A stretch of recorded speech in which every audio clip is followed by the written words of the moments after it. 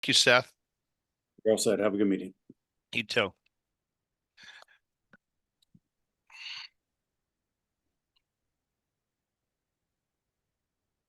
Okay, are we up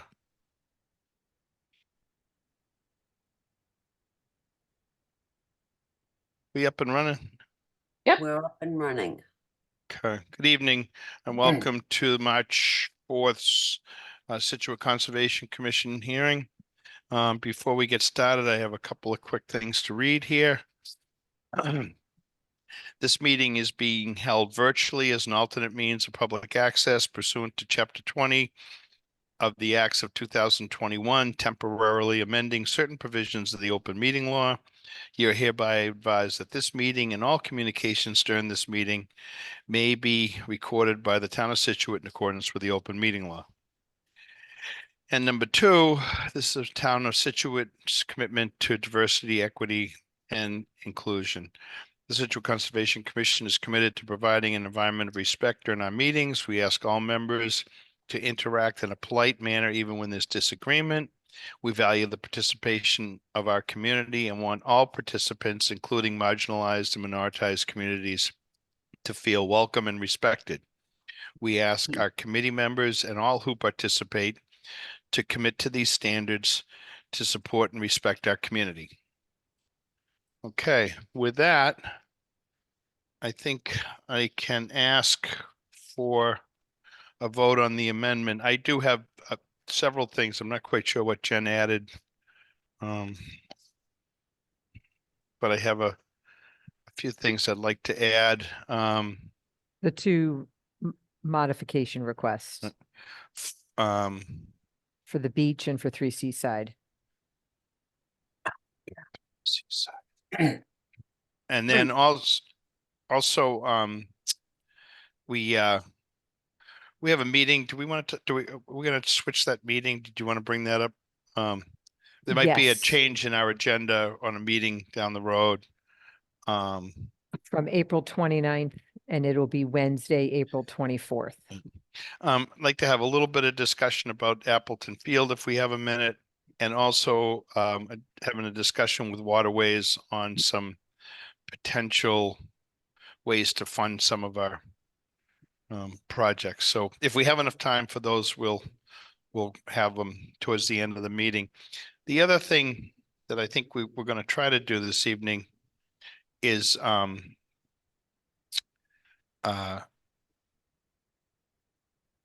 the conditions for 282 and 286 Central Ave. What I'd like to do towards the end of the meeting is have a discussion among members. We can't have any input from anyone outside, but I know that there's been discussion and questions on some of these, and it could be any of the orders. It's the time to do it. We need to discuss it in a public format. However, we don't take in any additional input once we close the meeting. So if we have time or would like to do that towards the end of the meeting as well. But we'll work through our regular agenda first. All right. So that said, 817 Country Way.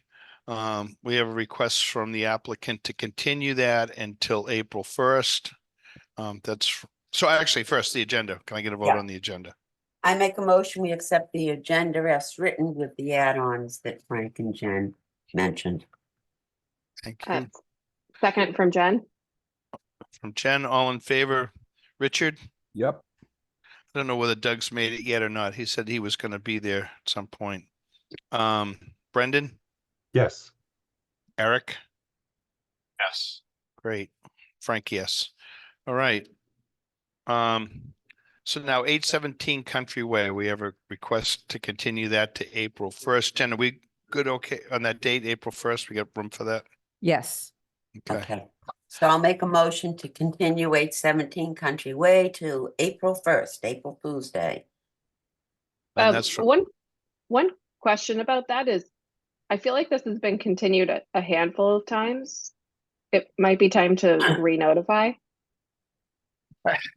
we talked about that Jen, and unfortunately for this one, I think with these guys, this has been kicked down the road primarily by the planning board over Oh, okay. some stuff. I think No. if it was a bunch of things for us, but Okay. I hear what you're saying, but in this particular one, I think it's probably safe to continue this one more time. Our actual involvement in this one is pretty minimal. Okay. All right, thank you. So a motion from Penny, I'll Yep. second it. second from Richard. All in favor, Jen, Yep. Brendan, Yes. and Eric. Yes. Great, thank you.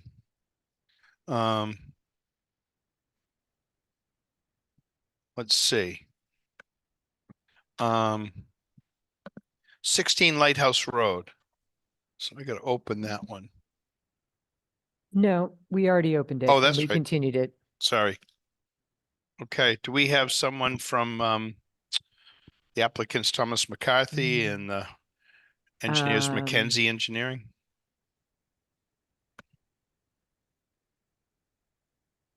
Yes, that's me, Eric Shoemaker with Mackenzie Engineering.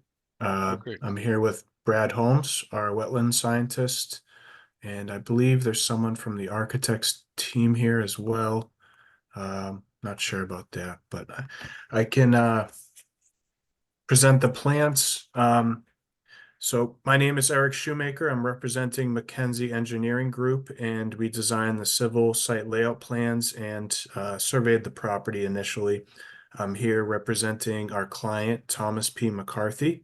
The site is located at 16 Lighthouse Road in Scituate.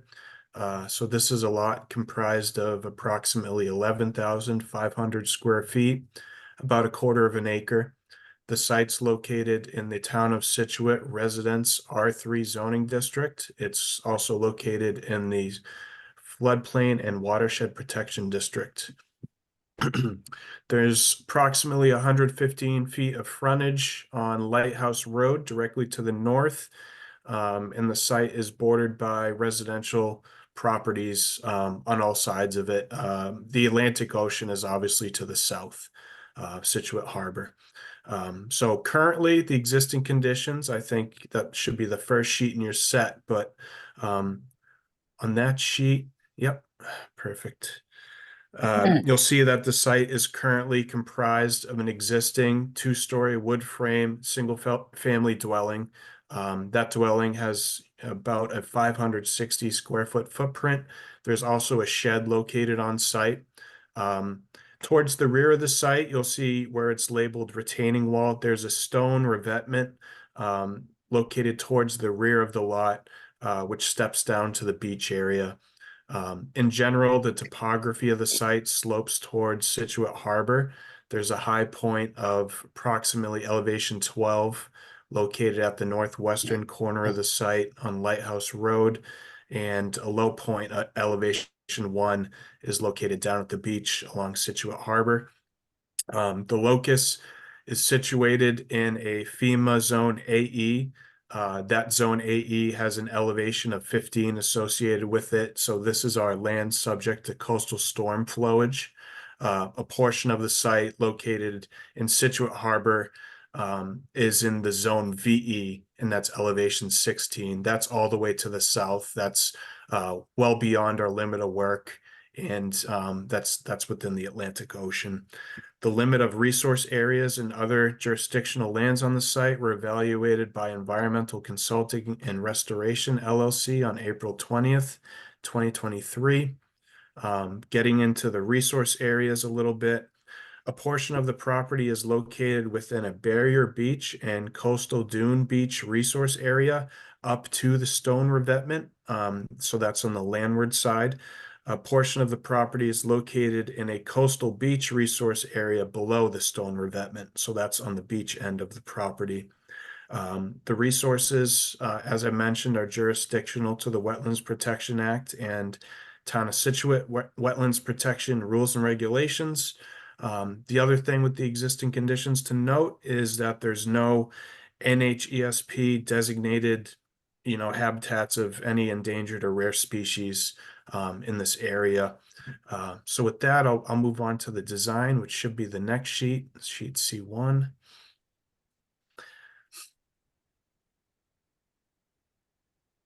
So this plan shows, the surface treatments for the site as well as the proposed building. So the land usage table on the left side of the plan, for anyone who's curious, shows the required and proposed dimensional criteria of that residence R3 zoning district that I mentioned earlier. The proposed development is going to consist of raising the existing single-family home and shed and construction of a new single-family home. The proposed house footprint is approximately 2,200 square feet. The single-family dwelling, as well as the front and rear decks, are all going to be constructed on top of 67 wood-driven piles. So with the first floor elevation being 16. So we located the first floor about 1 foot above the land subject to coastal storm flowage, that elevation 15 I mentioned earlier. The single-family dwelling will include a garage with a 20-foot wide bituminous concrete driveway extending off of Lighthouse Road. And to the extent feasible, we plan on reusing the water, electric, gas, and sewer connections. We would like to maintain and reconnect those connections where feasible. So we'll be involved during the construction process, working with the contractor to make that happen. A silt sock erosion control barrier is placed at the limit of work as shown in the plan. So that should be that dotted line and bold kind of running along the top of that stone revetment. The project is a proposed single-family home, so we're exempt from the Mass DEP stormwater management regulations as far as pre and post runoff calculations. And just to touch on some mitigation measures, the project does not propose any soil excavation or site disturbance within the coastal beach resource area. Within the coastal dune and barrier beach resource area, the earthwork for the project has been limited to the excavation required to construct the proposed garage and associated driveway, as well as the excavation required to construct those 67 driven wood piles I mentioned earlier. That work will be constructed using the best commercially available measures, and our goal is to minimize any adverse effect on the coastal dune.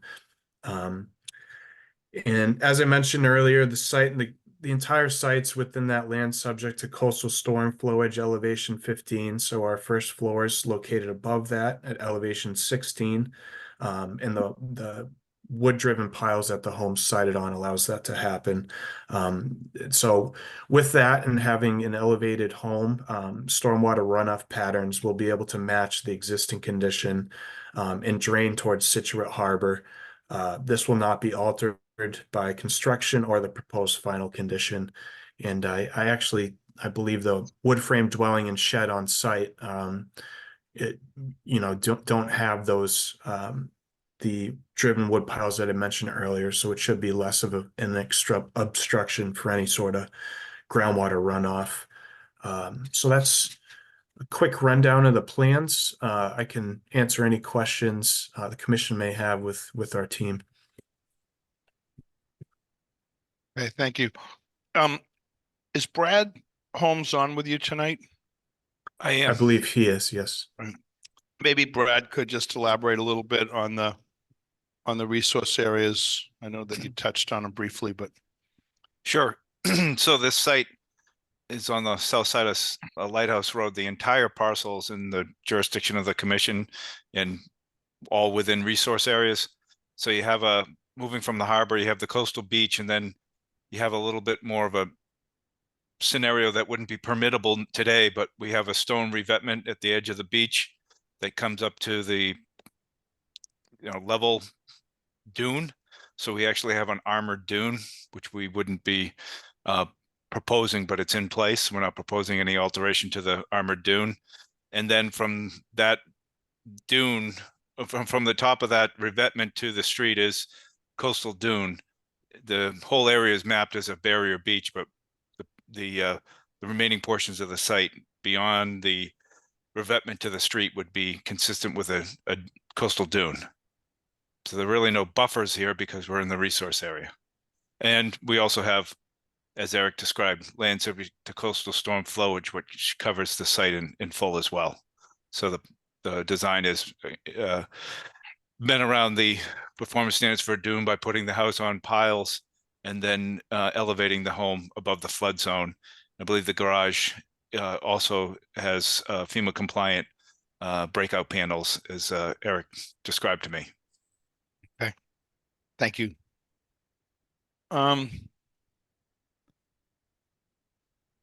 So I think with that, I know this is a little bit awkward. We've been having some hearings now without the benefit of an agent, and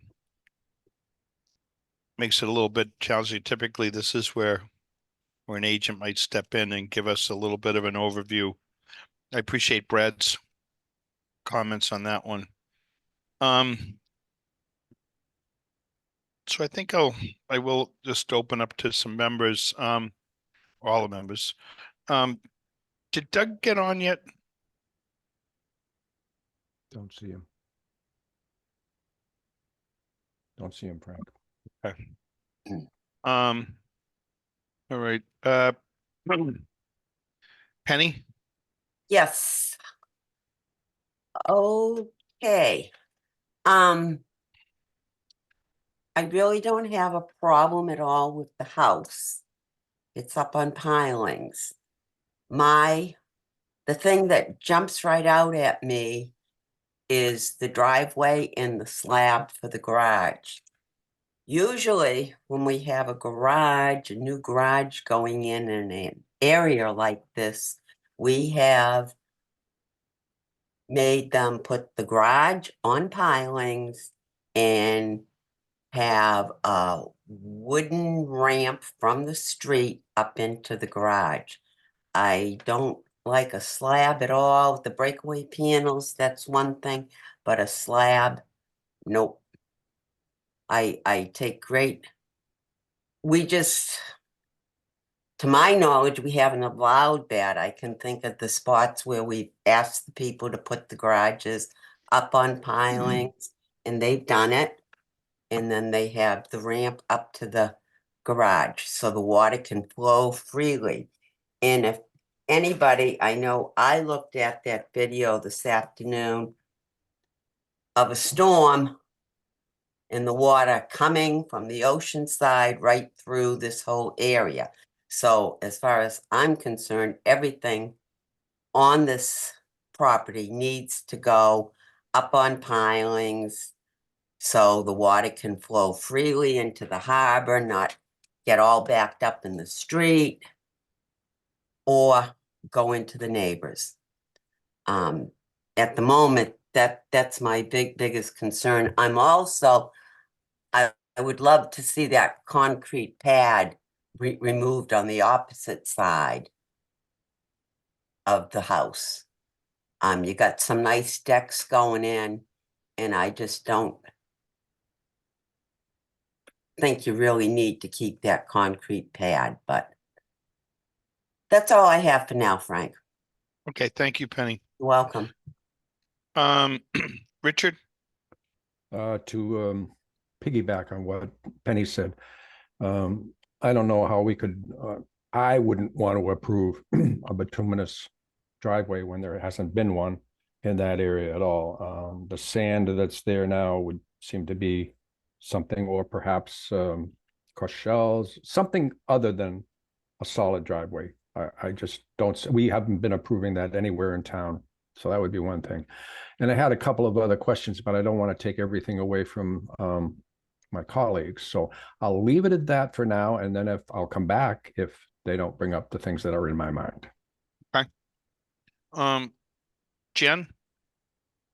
Yeah, I don't have anything outside of what Penny and Richard had said, and I would echo their sentiments. Okay, thank you. Brendan? I echo as well, Penny and Richard's sentiments. I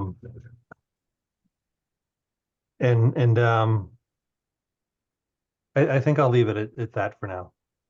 Thank you. And Doug is with us. Oh, good. I'll let him have a minute to collect his thoughts. Actually, unless Doug, are you ready to comment on this? You want a minute to take a look at the plan? I know you didn't hear the start of it.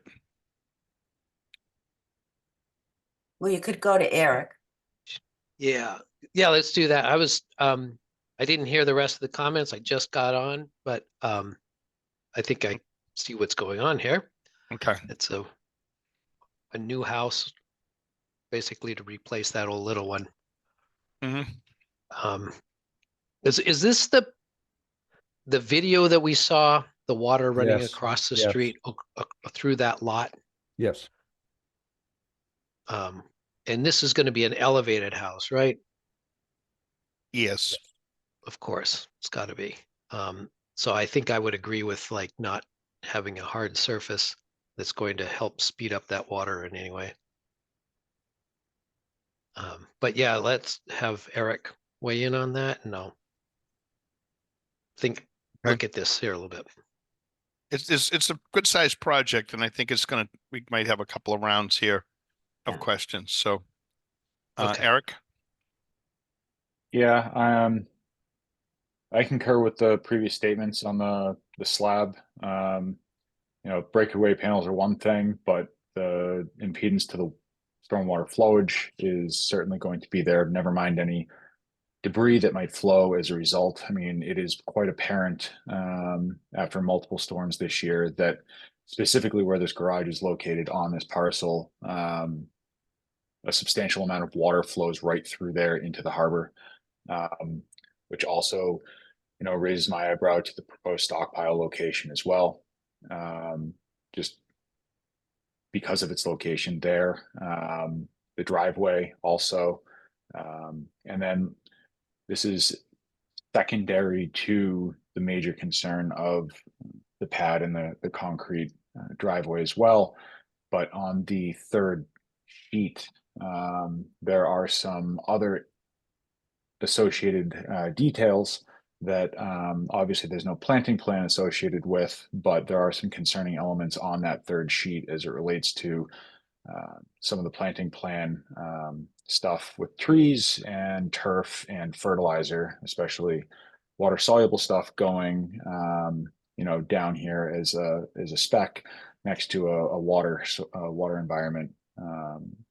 There's some alarming things on that as well.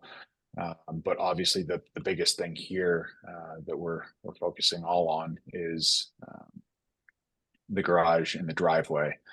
Not to mention that the entire site is going to be under construction. We're looking at almost over 2.5 times the size of the house. I mean, good thing it's on the piles as we've also all indicated, but this is not a small project by any means. The amount of disturbed square footage, I believe, from the narrative was just under 6,000 square feet. So there's a lot going on here, and I think a lot to be discussed. Okay. Thank you, Eric. Doug, if you have any questions, the applicant, Brad Holmes, is on, as well as, I'm sorry, I forget his name, engineer with Mackenzie.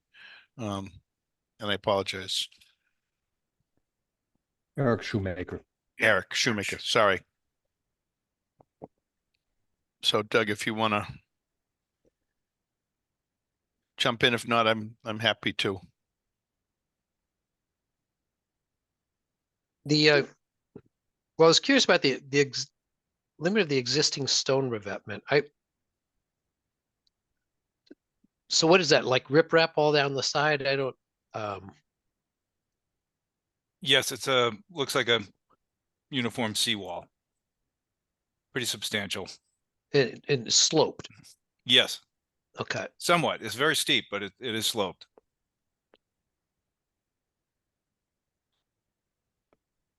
And then, so part of the deck is gonna go into that revetment. I mean, there's some like piles that looks like going to be set in through the stone.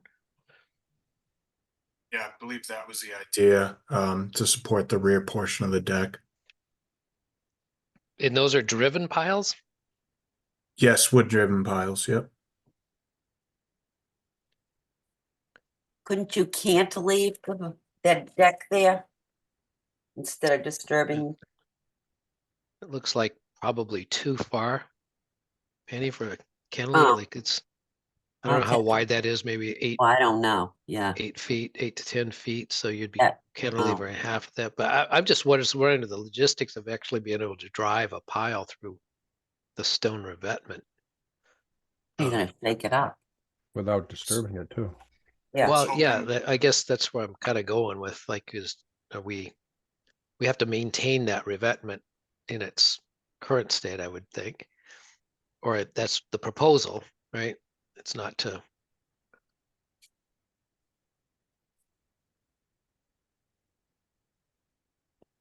If one of I the don't know if- applicants wants to comment on that before we move forward. Yeah, I can see if I can get some more information on that. You know, the architect was supposed to be in attendance to speak to the wood-driven piles and, you know, the revision to the design. I don't see them in attendance here, so fortunately, that's not my area of expertise. But as far as the garage, I believe the initial design was flood flow panels included in the garage. We can take a step back and revisit as far as ramping up from the driveway and having the garage sited on some driven piles. I can also remove that cement concrete driveway as noted. The stockpile location, I believe that was mentioned earlier.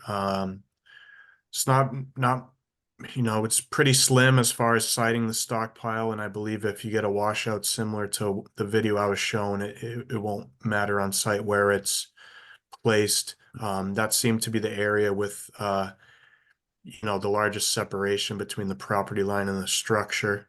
It was also the highest elevation on the site, and that's why it was sited there. And the last comment I heard was about the concrete pad in the rear of the lot, and I can look into that with the applicant and see how they want to address that. I agree, some landscaping maybe would look better in place of the concrete. Yeah, thank you. Does anybody else have any comments here? Frank, I'm just wondering, is the shed to be removed? And maybe I'm just not reading it right, but is the shed to be removed? Yeah. Thank The you, applicant, Penny. from the applicant, is there anybody? I mean, I assume so. It's right in the Raised middle of every. existing house and shed, it says. Yes, Yeah. yeah, Okay, the shed okay. and the house were being removed. That's correct. Okay, thank you. Okay. There's still an awfully large growth net footing over what is there. Right. Yeah. Okay. Penny, did you want to add something? Yeah, just, I somehow misplaced my landscaping. I don't know what they're talking about landscaping, but in all honesty, as far as I'm concerned, the only landscaping would be seagrass going in there. Not lawn, not trees, just some, you know, beach grass. That's what's should be native down there. I mean, when you're talking something else, you're talking bringing in soil. And no, it's sand. Yeah, I completely agree that that was an oversight on my end. You know, I usually include these planting details as just a Okay. recommendation for, Okay. you know, the contractor to use to help them, you know, provide some landscaping. But yeah, I'll remove all of those details. Thank you very much. Okay, Frank, Any other members? I would open it up to comments from. Well, I guess just one more thing then. Sure. So on the site currently, there is vegetation. I don't know it's not gonna exist. Will there be any landscaping plan for this? Or or a mitigation plan? Yeah, no landscaping plan was prepared at the moment. I imagine most of the site will consist of the dune. There's very little vegetation on the site now, Yeah. but I can work with Eric and Bushes. address these comments. Well, if the concrete pad comes up, you could put some seagrass there. I Right? could, I'm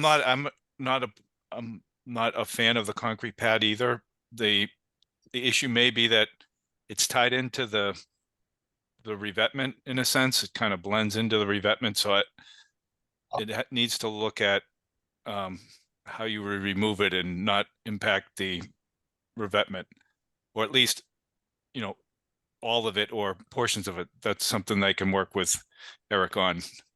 Thank you. But that needs to be thought of. Yeah, Yeah. my immediate comment to that is it's not there now and the revetment's there, so. No, there's a concrete pad No, it is now. there. Oh, it is that there. surrounds All the right. back of the house. My mistake. I apologize.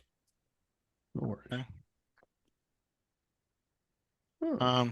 Frank, All right. your comments. Well, why don't we go to the public comments, and then Okay. we have Mrs. Lewis or Marion Lewis. Oh, there And you go. when you first thing you want to do is state your name and address, please. Good evening, Mr. Chairman and fellow commissioners. Thank you for your service to the town. My name is Mary Ann Lewis, and I am an immediate abutter at 18 Lighthouse Road. And I have been an immediate abutter for 24 years. So I have very personal knowledge about the patterns of water flow for a long period of time. And I'm probably the newest kid on the block down there. So I know that some of my other neighbors are on, and we have worked with Jen to forward letters of opposition to this project, as well as videos. I know as recently as today, I tried to send a video of a storm in December of 2022 that blew in from the harbor side. They predominantly do come in from the ocean side, northeast prevailing, but in this particular instance, which I will work with Jen to make sure she receives it over the next couple of days, there was tremendous and unusual damage from the harbor side. We don't need experts and scientists, all of whom agree we have rising sea levels. Those of us who live in this street, which is the narrowest neck to the point going out to a historic lighthouse and provides a very large tax base for the town, don't need scientists and research and reports and studies to know about the challenges that become increasingly more threatening on a day-to-day basis because we witness it with our own eyes. So when we talk about the weight of a 500 and something, the existing dwelling being 500 and something square feet, and then we talk about the proposal to put in over a 400% increase, if my math is correct, over 26,000 square foot home. I mean, what is the weight of a 6,000 square foot home versus a 534 square foot home?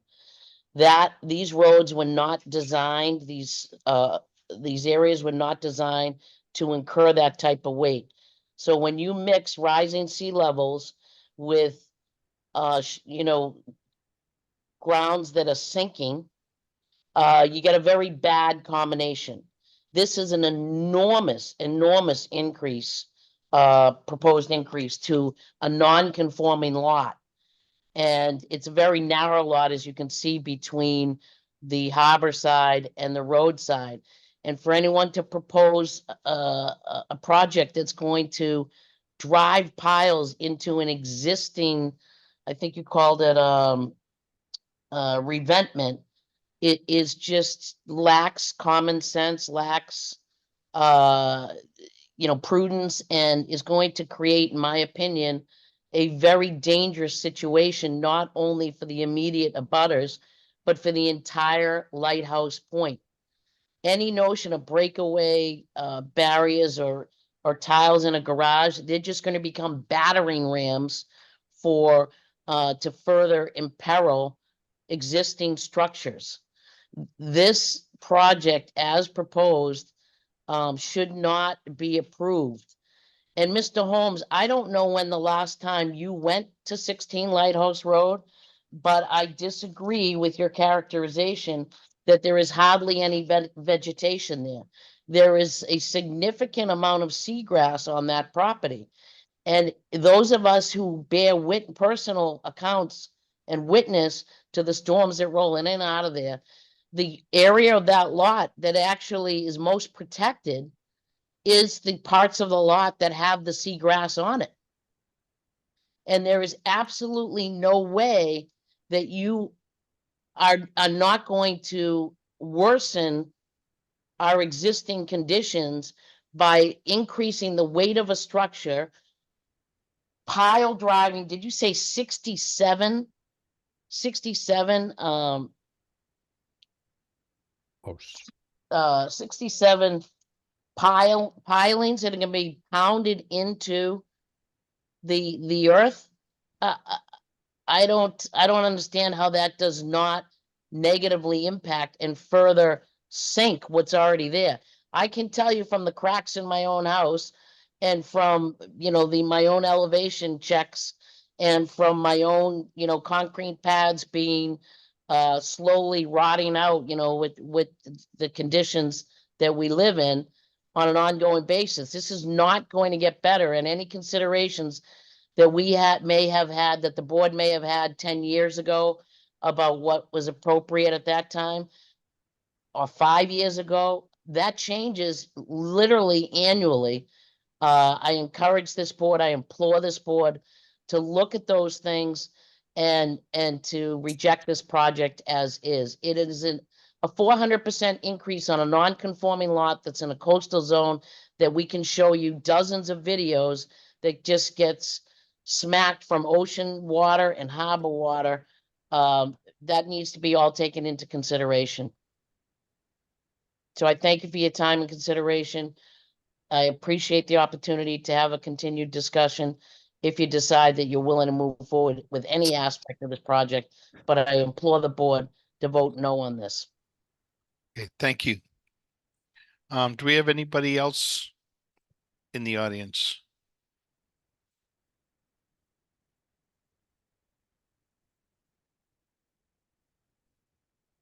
Mrs. Lewis, we have a couple other participants with hands raised.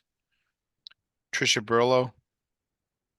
Hi, good evening. Patricia Barlow. I live at 183 Turner Road. Good evening. And I have to say, I agree with Mary Ann on all counts that the size and scope of this project for this fragile area makes no sense to me at all.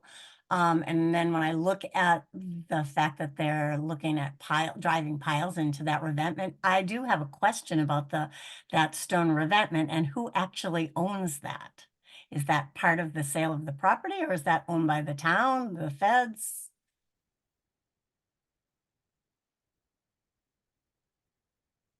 Would you like me to answer directly? Sure. We did property research on this, and as far as I can tell, there's no easement associated with that stone revetment. No easement, meaning it's owned by the Nearys currently. As far as I can believe, yes, there's no easement in doing the property research that would say it's otherwise. Because that is actually that same seawall that goes all the way up to the lighthouse and it actually goes in both directions from that property. So I do find that a little bit, I don't know if hard to believe is probably not the right word, but I am confused by that. And driving piles into that does not seem like a prudent idea. I'm not well versed, obviously, in the ins and outs of reading the plan in general, but it makes no sense.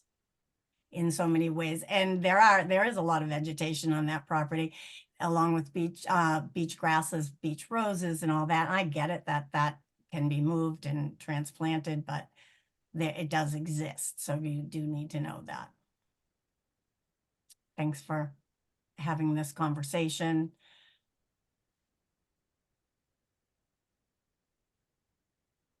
Thank you, Tricia. Who else do we have up? We have a hand up, but I can't tell who it is. Darlene Getz. Hi, I'm Darlene Getz, and I live at 11 Lighthouse Road. And I wanted to also just say that I agree with Marianne and Tricia. And from some of the videos that I sent after the last storm and the amount of water that flows through that property and exactly right where the garage is proposed, there were rivers going through there just at this last storm that, from what I understand, was not that bad of a storm compared to some of the storms that we can have. So the idea of putting something there and blocking the flow of the water is very concerning. And just the idea that the zoning and the rules usually say that it's supposed to be only 25% bigger than the existing property, and to make it that much bigger and to take up that whole space and just block, a lot of that area where it's such a narrow part of the road, and there's not a lot of ability for cars and things to pass through at that point as it is right now. It's very concerning, and the drilling into there and pounding into there just seems very dangerous and risky for all of us and our property. Thank you. Thank you. Do we have, There's a Kayla Wiggin up there, Mauer, Frank. okay, Hi, I'm Kayla Wiggin. I live at 15 Lighthouse Road. I just wanted to echo and support what my neighbors, Marianne, Tricia, and Darlene have already said. I think they've brought up great points about the size and scope of this project. I have concerns over that. And have concerns about the construction and what the street can handle during storms, and just wanted to reiterate that I think the committee should look into this project further, and appreciate your time spending looking into this. So thank you. thank you. Mrs. Lewis, did you want to speak again? You still have a hand up. Yes, please, thank you. Sorry, Mr. Chairman, I forgot a question when I spoke earlier, if I may indulge. Sure. Thank you. I had a question. I don't know if the chair or the other board members know. Has this developer or applicant submitted permitting or variance requests before this board on other projects? Not sure. All right. I mean, this engineering firm, both the Mr. the Holmes, Mr. Holmes been before us several times. This engineer's been before us before. I Yes, think, and I think the applicant has more than likely had some interaction, but to be honest with you, I can't really remember. yeah, I mean, the reason I asked, Mr. Chairman and board members, is I would encourage the board if they would be willing to do so, just to look into that, because sometimes certain, and I'm not pointing any fingers because I have no personal knowledge about this or not, but whether or not this particular builder has, worked with the board before, and then, actually complied with what the board has suggested that he do on previous projects. I do know he's involved with a project on Jericho Road, which is around the corner from us. And that project has been going on for at least 2 years. And it's very disruptive, just even to that section and getting into the neighborhood. Lots of trucks, lots of pounding, lots of noise. And I think that there was some service, I think the word that was used was service treatment that didn't comply with some of what the town had recommended or suggested or required. And again, We're gonna try to stick to this project if we could. I kind of get your point, but we're gonna try to address the project that we have in front of us. and I appreciate that, but you know, it may be, I guess that's the lawyer in me, because when we do trials, we look at prior history of parties involved. So I apologize if that's outside the scope, but I thought you know, it may be worth asking the question. Okay. So thank you. And I would again implore the board to, you know, look at this in a broader scheme about this particular area is such the narrowest point to the neck of a very important part to the entire community, which is that historic lighthouse loop. Thank you. But have we covered everybody? Say couple of, if you have a second comment, we do have other hearings tonight, so we're going to try to work our way through this one. I can tell you that this is going to get continued. So, but if you have something pertinent, if you could just make it quicker. No more hands raised. Okay. So if agreed, continuing. Well, let me, can I just rattle off a few things here? Yeah. If you don't mind. So, several of the thoughts that I also had, came up this evening. Quick question on the property line at the rear that goes out into the harbor. It says property line, then with typical in parentheses. Is that an actual line, or is that a surmised property line? Do we know that that's real? I'll check in on that. I believe that's real, and I want to say that comes straight from the deed, with the bearings and distances, to establish the lot. But that was, you know, usually our survey department does that research, and let me check in on that and give you a definitive answer next time. But I want to say that's straight from the deed. Okay. Then I think the topic was brought up about the deck being built on top of this. You know, I think the word seawall is kind of a loose phrase, you know, revetment, whatever. It seems to me like that whole strip has been built up over the years with residents building it up, and then it's a combination of rock and concrete, and it's never appeared to me walking along there like it was built with any real order. But I think it seemed to me like it was private parties. We've addressed these in the past as we go along there with folks looking to repair them or whatever. And it seems to me like it's always been sort of private parties. I'm not in love with the fact that this deck is out over that, is built on top of that. And I think, you know, one of the things that can happen is that there can be wave action from the harbor as well. And that wave action is going to be coming at that house from the harbor side.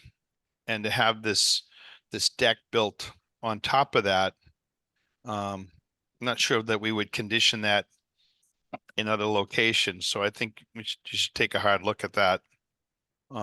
Also, the point of trying to get these piles in through that stone without disturbing it. Like some more detail on how they propose to do that.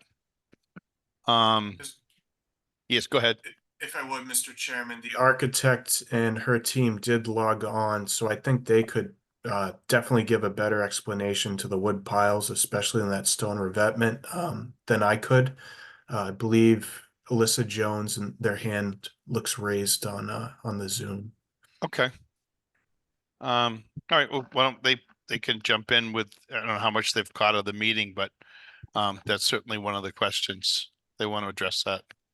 Well, hi, Frank. This is Pete Falk, Rivermore Engineering. I did hear what you talked about regarding whether it is a revetment or a seawall.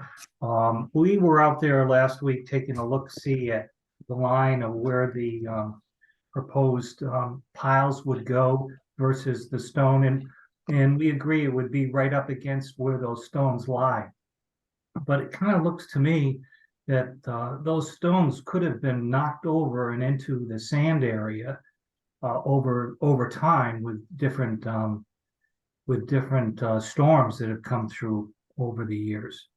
So we'd kind of like to see what we've got in the ground under there, maybe do a little excavation and see whether or not a deep driven pile will work, or whether or not we can come in with a concrete pier, no footing, just for the deck area. Okay, I'm just looking at the plan, Peter, and seeing what they call for there's a retaining wall that's mentioned, and then sort of a seawall, but it is a little vague. So if that could get cleaned up and maybe some more information on that one would be a good idea. Okay. So would you have any problem with us out there doing a little excavation to see what we got? Well, why don't you send us a proposal, what you want to do? You know, if it's earthwork, if we can do that under minor activities or something, if it's pretty minimal, I would say that would be acceptable, but probably best to give us some sort of information on what you're proposing would be great. Okay, we can certainly do that with just a letter and maybe a copy of the drawing with some markup sketches. And A drawing, yes. we're probably only trying to figure out, just do we have stone in line or not? And if we do, how deep is it? Just, just with a It would be very similar small- to a perk test or a test hole. So we would do that. Like I say, just some simple, some simple letter, maybe a little sketch or something, say, here's what we want to do here. You are right on the edge of the harbor. So I don't think, it doesn't have to be complicated, but we should be clear on what you're proposing. So something simple as that, and then that would be good information to have, that's for sure. Okay. Yeah. Well, maybe if you're on now, and if there's some more things that can be answered. In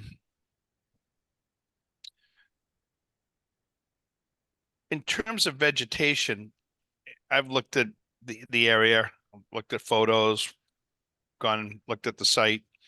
It seems to me like there's a fair amount of vegetation where the garage and the proposed stockpile is proposed, as well as some on the other side of the house.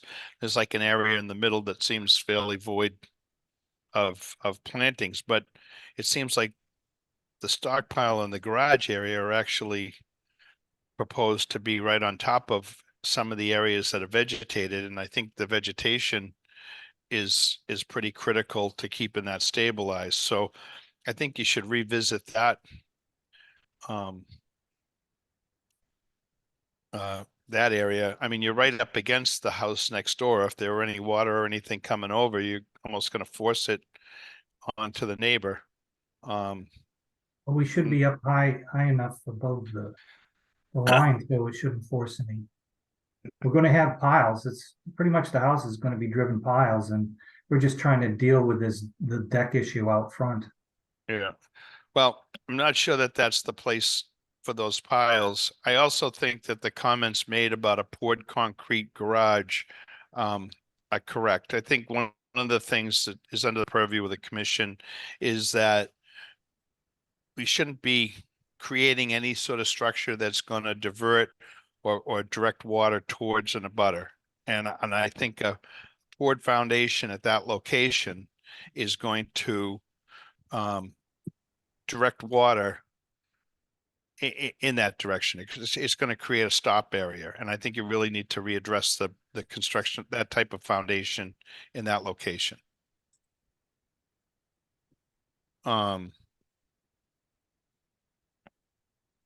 I think that the comment about the concrete being removed from the other side, I'm not seeing any you've got a huge project here, and almost no mitigation is being offered. Yes, you're removing a couple of structures that I guess by today's requirements are substandard or whatever. I mean, they've been pretty quaint beach cottages there, but that's not our purview, other than you are trying to get a property up off the grade. And so I guess you could consider that some form of mitigation, but I'm looking at a substantial project and almost nothing offered in terms of any sort of mitigation. So I think you should revisit that. That concrete slab is something that we would not, certainly not condition today in that location. And I think it would be better not to have that there.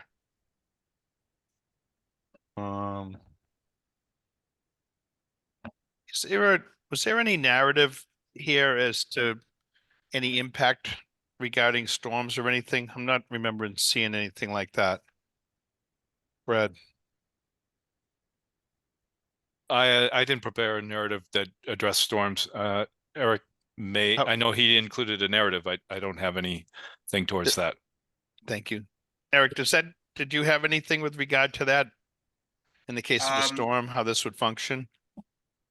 Well, when you think about, you know, the existing versus proposed condition, you know, with that garage raised up, we're gonna have basically no structure that will obstruct the flow of groundwater. The existing condition, like I mentioned, has the single family home as well as the shed, so we see that as an improvement. My narrative didn't go into the stormwater design as we're exempt, this being a single family home. I did go into the resource area descriptions as well as some mitigation measures throughout, you know, the construction as well as the post development. But I would agree with the stormwater piece that given what's around that, any water there isn't going to really be an issue. Are you saying that you're changing the design of this garage? Because I'm seeing a poured concrete garage here, concrete walls. Yeah, after some discussion, it sounds like you know the commission is not going to vote favorably for a garage with a poured concrete foundation. That's correct. Okay. So that's a revision you're going to be getting back to us with? Yes, for sure.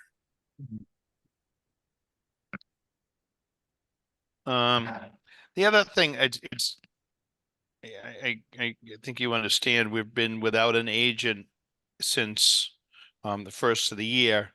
My hope was that we were going to get some sort of review on this by a coastal geologist or somebody that would be a little bit more informed than the members that are here, and we're actually still trying to do that, just to make sure that we touch on all the correct requirements for this site. It is a very difficult site. It's been pointed out through us looking at the plans, the butters or whatever. It's that very tight area between the ocean and the harbor, and living and working in this town, we know that this is pretty vulnerable area. So I think we're going to try to see if we can get a little bit more information on that. I think that you've got a pretty good flavor of the thoughts on the commission members.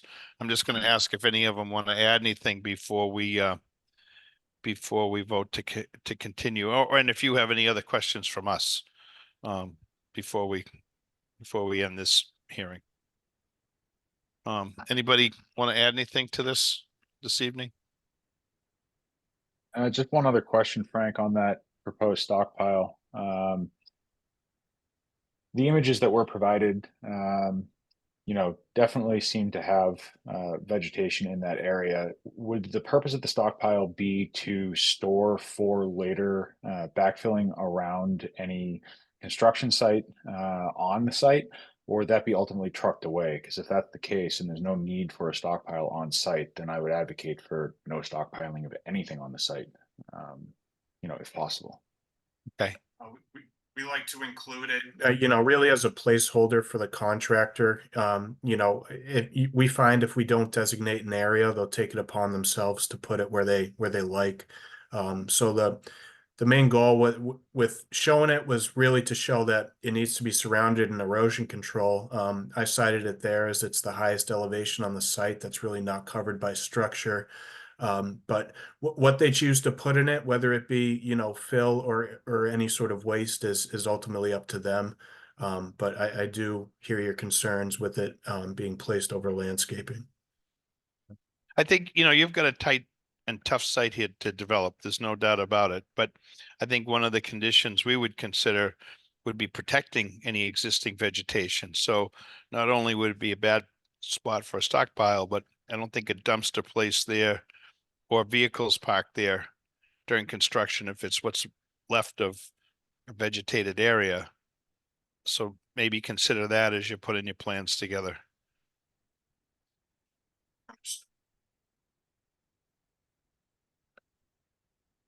Okay. Anybody else? No. And, One final thing, if I may, that I was looking for on the plan here. I was just trying to find. What's the flood zone elevation? Oh, here we go. Elevation 15, so a foot above that. I guess what I'm wondering about is the void space. If the garage is elevated, what I was trying to, maybe a little detail or just a statement of what the space is between the ground and the lowest, or are there breakout panels or something? This might have been earlier discussion and I missed it. But how does water go through the garage? And how much? That's my question. Breakout panels. They're breakout panels. Okay. All right. Thanks. okay. When do we want to continue it to? Oh, I guess what about the applicant? How long do you think it's going to take you to revise your plans? My end about, I would say, a couple weeks, maybe 3 weeks we're looking at. Jen, the pipe in? About the same. but hold on. I'm sorry, Jen. So April 24th. Would be the If- earliest, If they right? take a couple weeks to get it in, that's the end of March. That's too soon for April 1. The next meeting's April 24th. Okay. All right. Want to make a motion for that, Penny? I'll make a motion. We continue, what is it? 16 Lighthouse to April 24th. Second from Jen. All in favor? Richard, Yes. Doug, Yes. Brendan, Yes. Eric, Yes. and Frank, yes. Great. Thank you. Good evening. Thank you. Thanks for your time. Thank you. Number 3, Captain Pierce Road.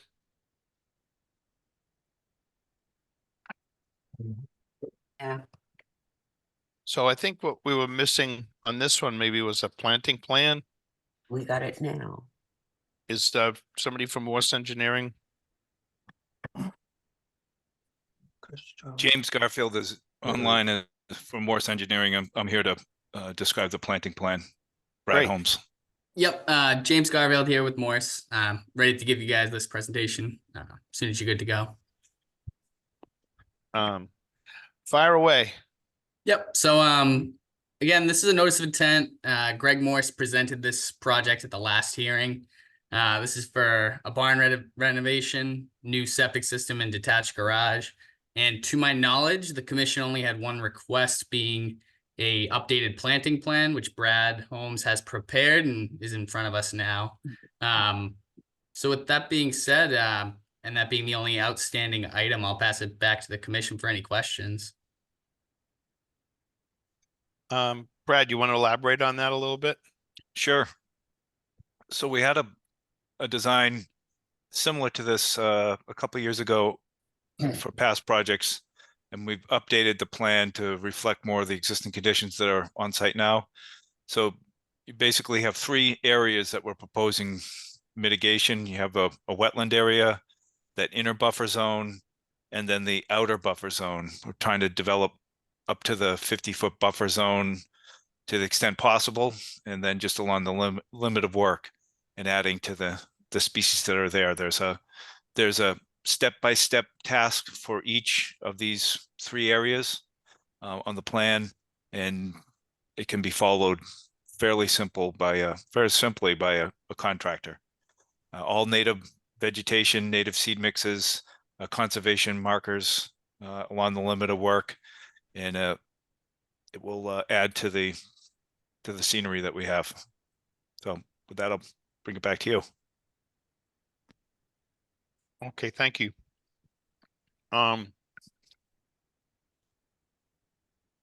Brendan?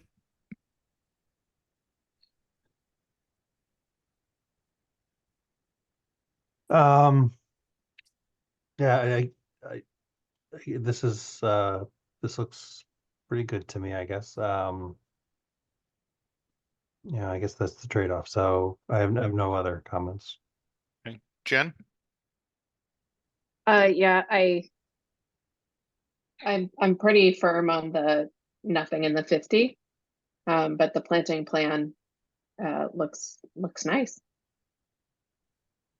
As long as it gets done. Yeah, I mean the planting plan is nice, but I don't like anything in the 50, including the deck and that piece of the garage.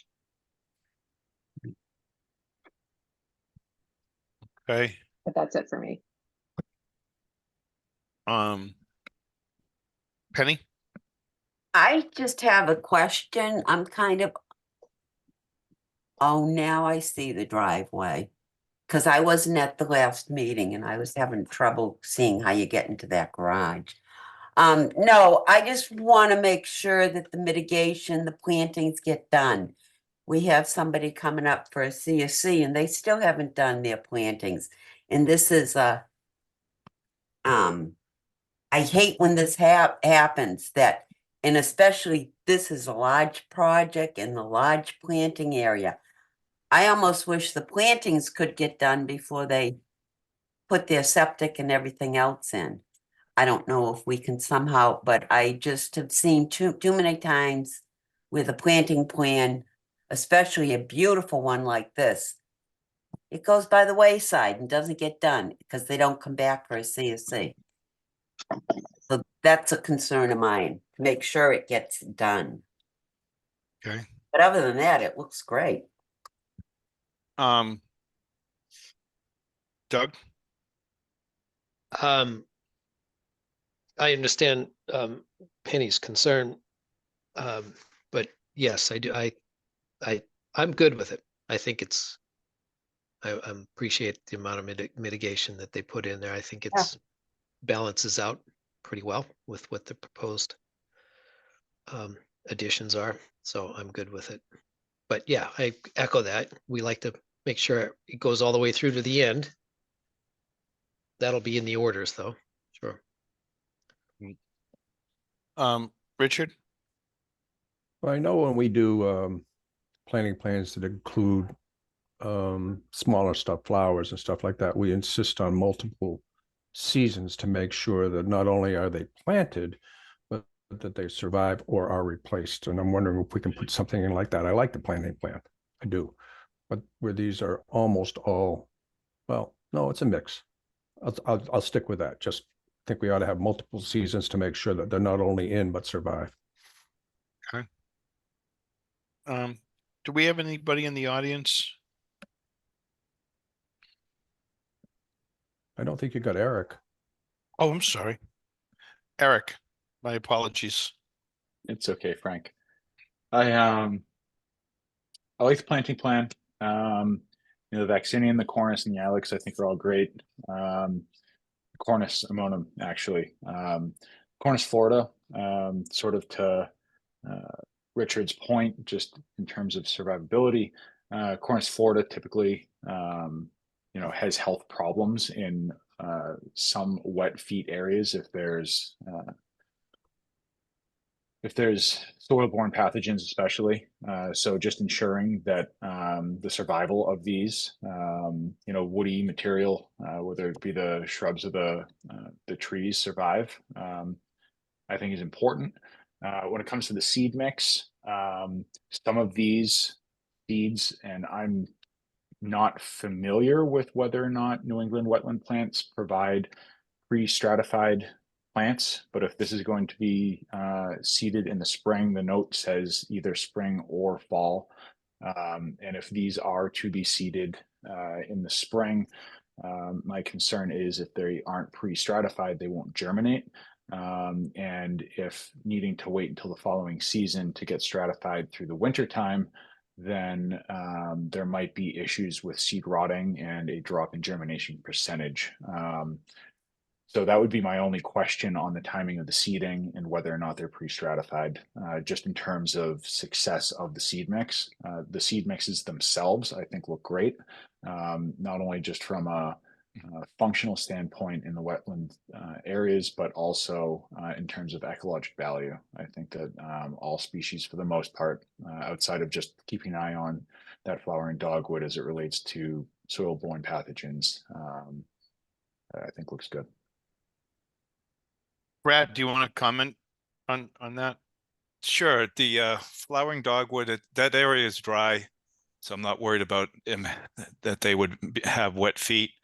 And the Appalachian spring is a native, but it actually is disease resistant. So it's a nice, it's somewhat disease resistant. They found in the Appalachians that doesn't have the anthracnose disease that Eric is referring to. So there's only 2 of them proposed to try to provide some diversity and some aesthetics. So we're going to be held to, at least 75% plant survival. So if we lost them, that would still be within the percentage, but I'm sure the property owners wouldn't want to look at 2 dead trees. So we would certainly replace those or with some of the species that are working. And as far as the seed mix, it's something where the seed mix is finicky, so it's going to require some spot reseeding as it goes along. So, if the plan is followed as detailed, I think we're in good shape. Okay. Sometime when we have more time or time outside the meeting, we should get you guys together to hash out some preferences from both of you. I'm sure that would be a good discussion for sure. For sure, I'd be up for that. Thanks. Thank you. Okay, I'm sorry. Now, can we, anybody in the audience? So just as an FYI, I got approached by Mr. Ford and Northern Oak Landscape, and that well, this project was already started and there were already workmen on the job and whatnot. They were asking if they could improve the driveway and some work there so that there'd be a place to park without mud going everywhere, and granted them permission to at least start to improve their driveway and get some stone down. But I do think that that maybe Morse Engineering, Brad, whatever, get back to Mr. Ford and make sure that he understands his obligation here. He's got a silt sock that silt sock I think is drawn just off the septic tanks, if I'm not correct. That's correct. So make sure that he understands where that's going and that it's got to be in place and that the scope of the work shouldn't go beyond that. I think they might already be out beyond that in a couple of spots, maybe from the old work from before, but I think somebody needs to go there with him, or you guys need to go out there and stake that and show them clearly where that is. Certainly, and we will be staking that limit of work out for him, so we'll be sure to do that. Maybe you need to take some barbed wire with you. But okay. Anybody else on this one? Oh, oh. Can we close this? I make a motion to close. Do I have a second I'll second it. from Doug? Doug. All in favor, Richard, Yes. Jen? Is yes agreeing to disturbance in the 50 or yes to close? Well, agreeing is to accept this plan and close the hearing. So if you disagree with the deck or something Yeah. in there, you can either vote against it, or you can just not vote. I vote Or- against. Okay. Brendan, Yes. and Eric. Yes. Okay. Frank. Yes, Penny, You have to vote. and Frank, yes. I think just to make a point here, I think that we looked for a lot more mitigation. The idea was that given that there was already existing dwelling there, their options were somewhat limited. But I do hear what Jen's saying. We're trying to protect some of these areas. And I think that's why we really need to hold their feet to the fire in terms of getting the mitigation that they've agreed to. This isn't a discussion for tonight, but I just recently did a stormwater permit with the planning board, and we had to post a bond to ensure that that work would be done. And it might be something that we're going to have to think about, because we do seem to be struggling with projects where people don't fulfill their obligations on these orders, and we got to find a better way to get people to really pay attention to that. So. Well, what bothers me, Frank, is that in a sense, they don't bother coming back for a CSC because they don't care about it and the work doesn't get done. You know, they just No, live. Penny, that's what I'm Yeah. saying. I agree Yeah. that this is a problem. And then, 10, 15 years down the road, somebody's looking for a CFC for a mortgage or some other obligation. Yeah. And then it's even more of a mess. So, but how do we get people to really fulfill those obligations? We don't, they can get a certificate of occupancy so they can move in. Yeah. And then, as you say, once they have it, then this isn't as pressing of an issue. And I hate to add more regulations and more complications, but unfortunately, we're seeing this too frequently. Well, that's something, I would go for a bond. I think that's a Right, great. well, let's tonight's not the night or the No, time, no, I hear you, but but maybe we can get some stuff out and think about that a little bit. yeah, Okay, so we voted. We're on to the next Yep. next one, right? right, Stockbridge. 192 Stockbridge Road. Somebody from Ross Engineering.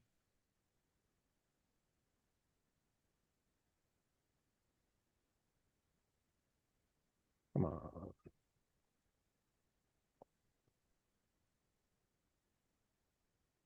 No one here?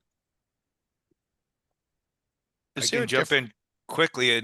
I know Paul Mirabito was planning on being here, and I said I'd hang in there if he needed assistance. Maybe you ought to run over to his house and see how he's making out with his iPad. Poor He's probably Paul. got two iPads going at the same time. God love. I saw Barbara the other day and I asked her to see if Paul could put his name on his iPad so we'd know it was him. She was hoping one of the kids would show up over the weekend. So have we got anything here for Looks like they're putting a new structure in and getting rid homeowner of the old sheds. has Yeah. raised his hand, so maybe he can speak for himself. Can we unmute Andy Spath?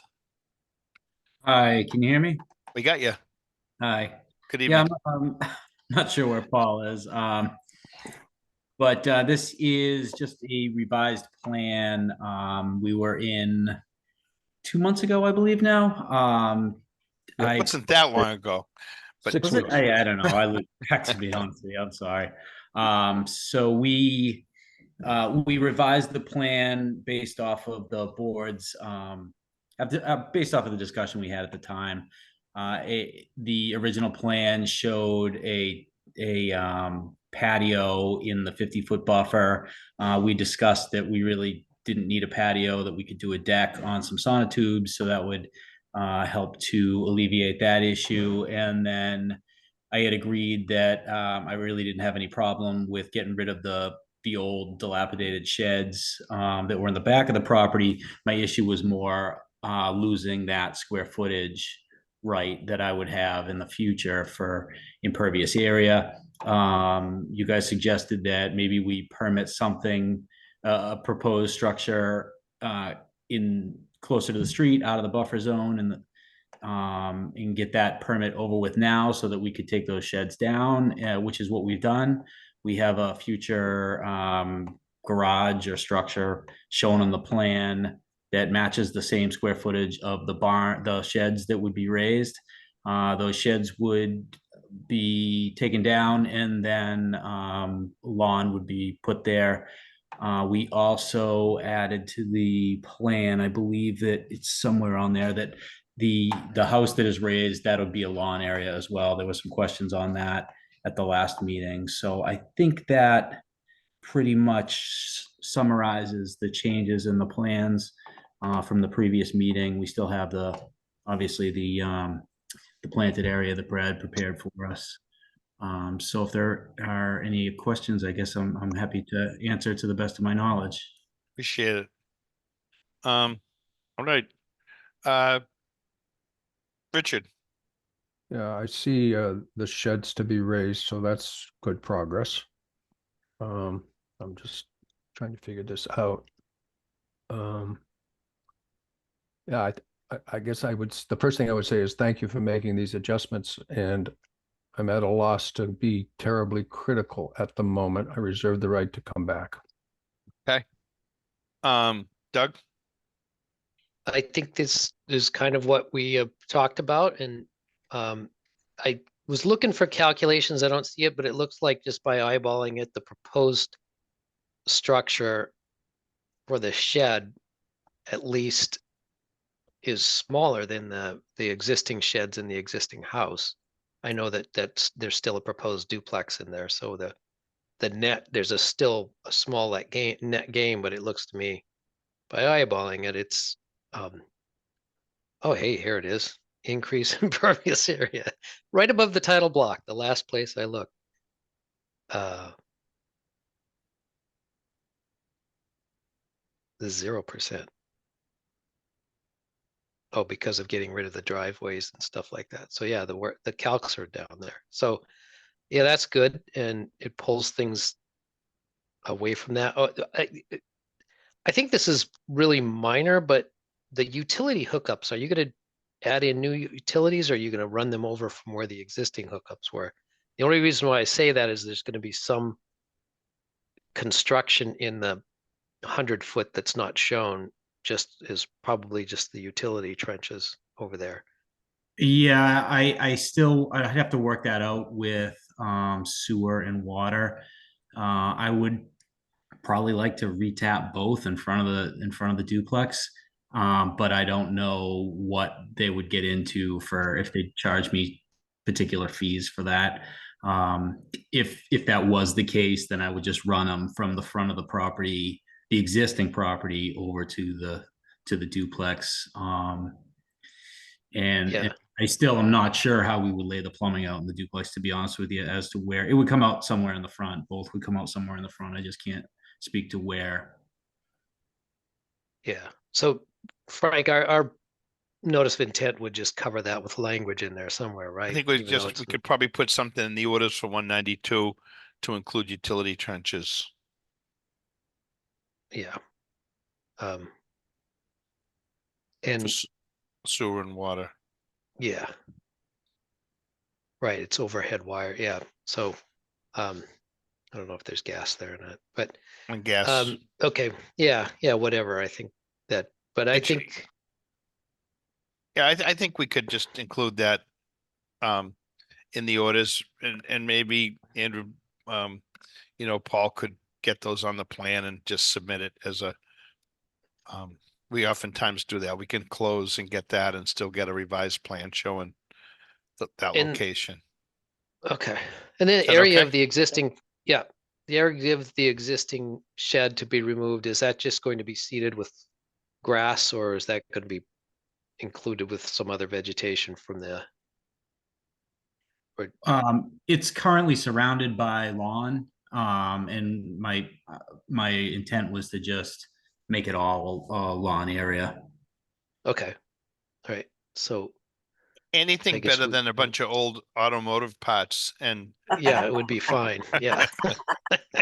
Yeah, no, I was just like adding that language in there too, just, Yeah. it's just technical parts of the NOI, so, yeah, but that's end of comments.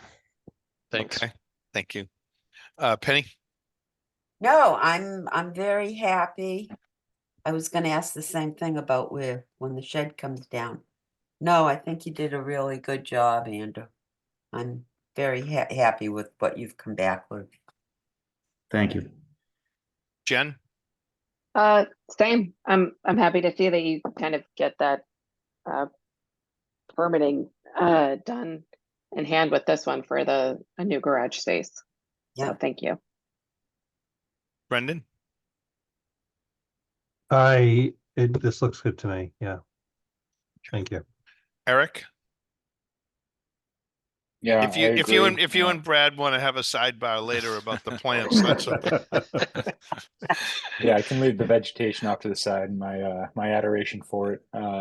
But yeah, I agree. I just want to express, that it's nice that the property owner is willing to work with us on, moving stuff around here to get it to an acceptable position. So thank you. And again, do we have anybody in the audience?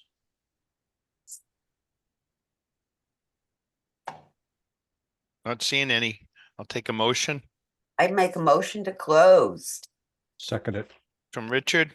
All in favor, Doug, Yes, Jen, Yes. Brendan, Yes. Eric, Yes. and Frank, yes. Great. Thank you very much. Thank you. Somebody go Thank you help for your Paul. time. Somebody go help Paul with his iPad. Oh, poor Paul. All right. Have a good evening. All right, thank you. On March 4th, 2024, during the 6 p.m. meeting, Scituate Conservation Commission will act on the request of Keith Guyette for a determination of applicability of the Massachusetts Wetlands Protection Act and the Scituate Wetlands bylaws for activities related to a gas connection at a single-family dwelling at location 60 Rebecca Road, Scituate. Abutters and other interested parties are invited to attend. Information to access the meeting is available in the agenda posted on the website. Do we have any kind of information or sketch or? I don't see Keith on the list.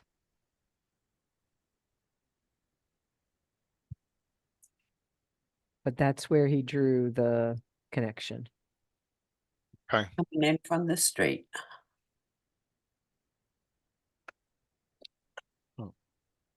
I think it's pretty straightforward. I do Yeah. too. Usually these are installed by the gas company and they're pretty efficient with this in and out and done. So I'll make a motion for -3. Sound good? No? Anybody, I'll second that. any discussion from anybody? Anybody want to ask anything here or are we Pretty pretty This is quiet? pretty easy. Good. pretty All right. straightforward. So I got a motion from Penny Yeah, and a second from Doug, Yeah, right? All in favor? Richard, Yep. Jen, Yep. Brendan, Yes. Eric, Yes. and Frank, yes. Yeah. Great. Wow. That was too good to be true. Well, look at that. Jen organized this meeting very efficiently. Yes, always. I was gonna say, just like usual. Yeah. I mean, Jen. So we have a few things. It's only 7:30. I'm not going to keep you here any longer than we have to, but we do have a few things. We had a couple of minor modification to discuss, and then There was some amendments. there's a few things on the agenda, and I wanted to talk about the orders. So Jen's got the piece up right now about the beach nourishment at Minot. Yeah. When we conditioned this, they were planning on just bringing the material in through the gates, the Glades Gate opposite Gannett Road. Yeah. And the contractor that got the project is asking if they can have 2 more locations to unload material. And they're shown in that hatched red area. It means that they're going to have to like back up over the curb and across some of the rock. There's material there. I think Jen and I went out with Sean McCarthy to the site last week to take a look at it. It seems like these couple of areas are pretty much void of vegetation. There's probably a little bit there, maybe some little Rosa rugosa or beach grass, but by and large, the entrance area between Gannett and Collier is just past where the railing is. That's on top of the seawall, and that's sort of where a lot of the Montauk daisy plants and the Rosa rugosa sort of end. So in both these cases, it's kind of gravelly with a few sparse plants here and there. And their proposal was or what we asked them to do was to put material that's compatible with what's already existing down first. If they've got to cover it with some plates or some kind of material that the trucks can drive on, and then they would be removing that when it was done. And I believe that they told Sean that they were going to try to actually just back the trucks in and offload them without dumping it. I'm not sure that that's feasible, but the idea was that a larger excavator could actually bale the material over onto the beach. And they're just looking at the number of trucks that are going to be coming in here and looking for ways to get them offloaded as quickly as possible to help with traffic. So anybody's got any thoughts or questions on that? Did Jen? the Doug? yeah, the material themselves, what do they, there's a seawall there, right? Yep. Do they back up to the seawall and dump it over the? I don't think they can get that far No, you back. What they can't. were proposing is to, I think, place a couple of larger excavators at those locations and literally Oh. bail it out of the truck. I'll and get you. and swing it out onto the beach was what Sean explained to us. And I think they're trying to figure the best way out, but yeah, they're Scary. yeah, So they're just Frank, looking for ways to be unloading a few trucks at the same time. That makes sense, though. Yeah. The first big storm will take it down to Hummerock. I wish. Well, it's not going to stay here. You know that. But So- really the only. Go ahead. Sorry, John, you can go. Yeah, so I saw some of this happening today, and was a little confused when I saw this plan about additional access points. I was like, how? I don't, I appreciate the goal, and I think that there's a solution, but those areas are, especially the one closest to the small parking lot, are generally well vegetated. So I could support the covering of it if they were going to repair the plantings and or do more. But from what I saw at the Collier Ave extension, I don't see how anything survives what they've already done there. So have they already started to do this, Jen? Yeah, there was like a pile. Yeah, today I they, did. Yeah, there was like a pile of cobble Mhm. on top of where it looks like at least the Collier Ave entrance is. I did not, I mean, Eloise was losing it, so I didn't get too much closer, but activity has already started there. Okay. So that's when my we- issue. When we looked at this plan, I think when Jen and I looked at this with Sean, the one that's between Collier and Glades, we asked them about shifting that closer to Collier to get a sort of away from that vegetated area. So I think it was supposed to be a little bit further north than where it might show up on this plan. Because there is an area that's vegetated, and Yeah. it kind of lines up with where the seawall actually is there, the part that you can walk on with the metal rail. Mhm. And I think that's where we said they weren't going to be doing it there, which would have moved them into an area that was pretty barren. You know, not to say there isn't anything there, but it was pretty minimal. So that heavy Yeah. area was going to be left alone, supposedly. Hopefully that didn't get lost in translation. So is part of the condition of this that the plants are replanted? Yes. by the town. Yes. Okay. So I can support it if it's like a, you know, a 2-to-1 on it. Okay.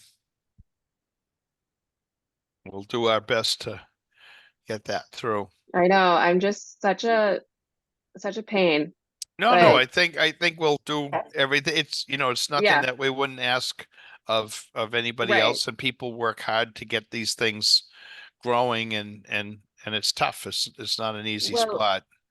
And I can see the stability and maybe I'm making it up, but I feel like I can see the stability in the road being better where there is better Rosa Rugosa on that edge, as you kind of go down Glades. So the more stabilization that there is there, the better. Yeah. Anybody else? Richard? No, I'm fine. Doug? No, I'm good. Penny? No, yeah. It's good. Brendan? Yeah, I'm just kind of agreeing with Jen there, you know, from looking at this. Unless it does look like there's quite a bit of vegetation where they want to put these. Well, it's all. But anyway, I can tell you from standing out there, the one closer to Collier, there wasn't much there at all. And I think if they shifted just, you know, 20, 30 feet north with the one that they show, it clears the vegetation. And that's what we pointed out to Sean when we met with him. So we'll try to reinforce that. I'll try to reach out to him tomorrow, or Jen can stop him before he even gets in his office. We'll make sure it's clear what we're looking for. okay, yeah, that first one looks like it would go over quite Yep. a bit of vegetation. I don't think they bothered to redraw the plan. So let's say that what we're agreeing to is something with that access area being further to the north to clear the vegetation. How's that sound? Good. Good. Yeah. To clear being stay away from it. Yeah, I just one question, Frank. First, Sure. I agree with Jen.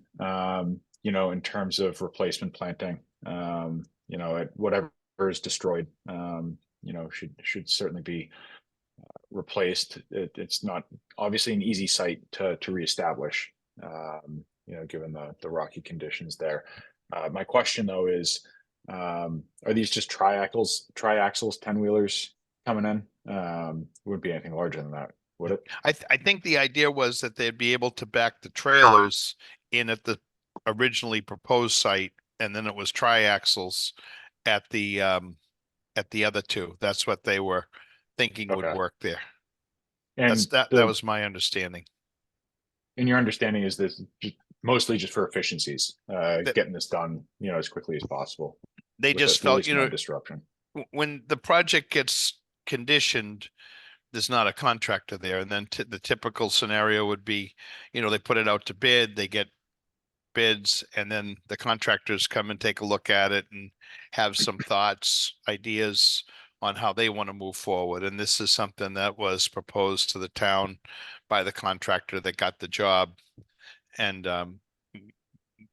basically saying that they think they can do a better job of that.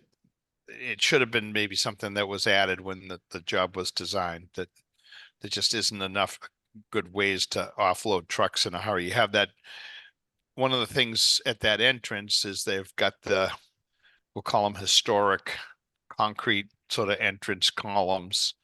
And there was talk at one point that those would get removed so the whole opening could be larger, and nobody wanted to do that, which basically left a single opening for the trucks to back in and out of. And they just think that's going to make a mess, that there'd be trucks backed up beyond the lights if they didn't have a couple more places to unload. Yeah. So, Thanks, Frank. thank you. Okay. So all in favor of, can I get a motion to accept that I make a motion modification? to accept the modification for the beach nourishment project As discussed? as discussed. Yeah, as Penny, second. Second from Jen. All in favor, Richard, Yep. Doug, Yep. Brendan, Yes. Eric, Yes. and Frank, yes. Great, thank you. The next one is it's Seagate Circle and Surfside. We had a lengthy permitting process for a house there to be elevated and put on piles.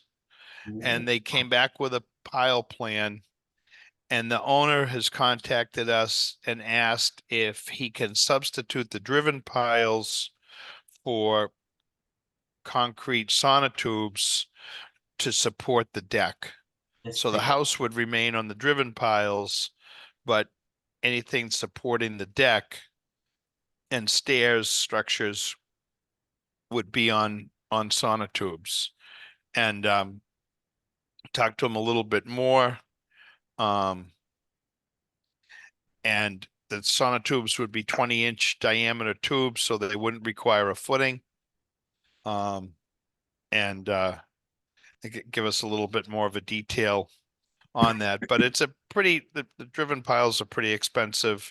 That was sort of been a long time discussion with this. This is the owner that was hoping to put his whole house on concrete as opposed to the individual driven piles. After lengthy discussion with building and conservation and all kinds of folks, he came up with a pile plan, but asking if we can amend his orders to allow the concrete for just the deck. And I think we've allowed folks in the past to put either helipiles or the concrete in places where it's not supporting the main structure. We have. Yep. For decks, we have, definitely. So for discussion, Richard, No, I don't have a problem with it.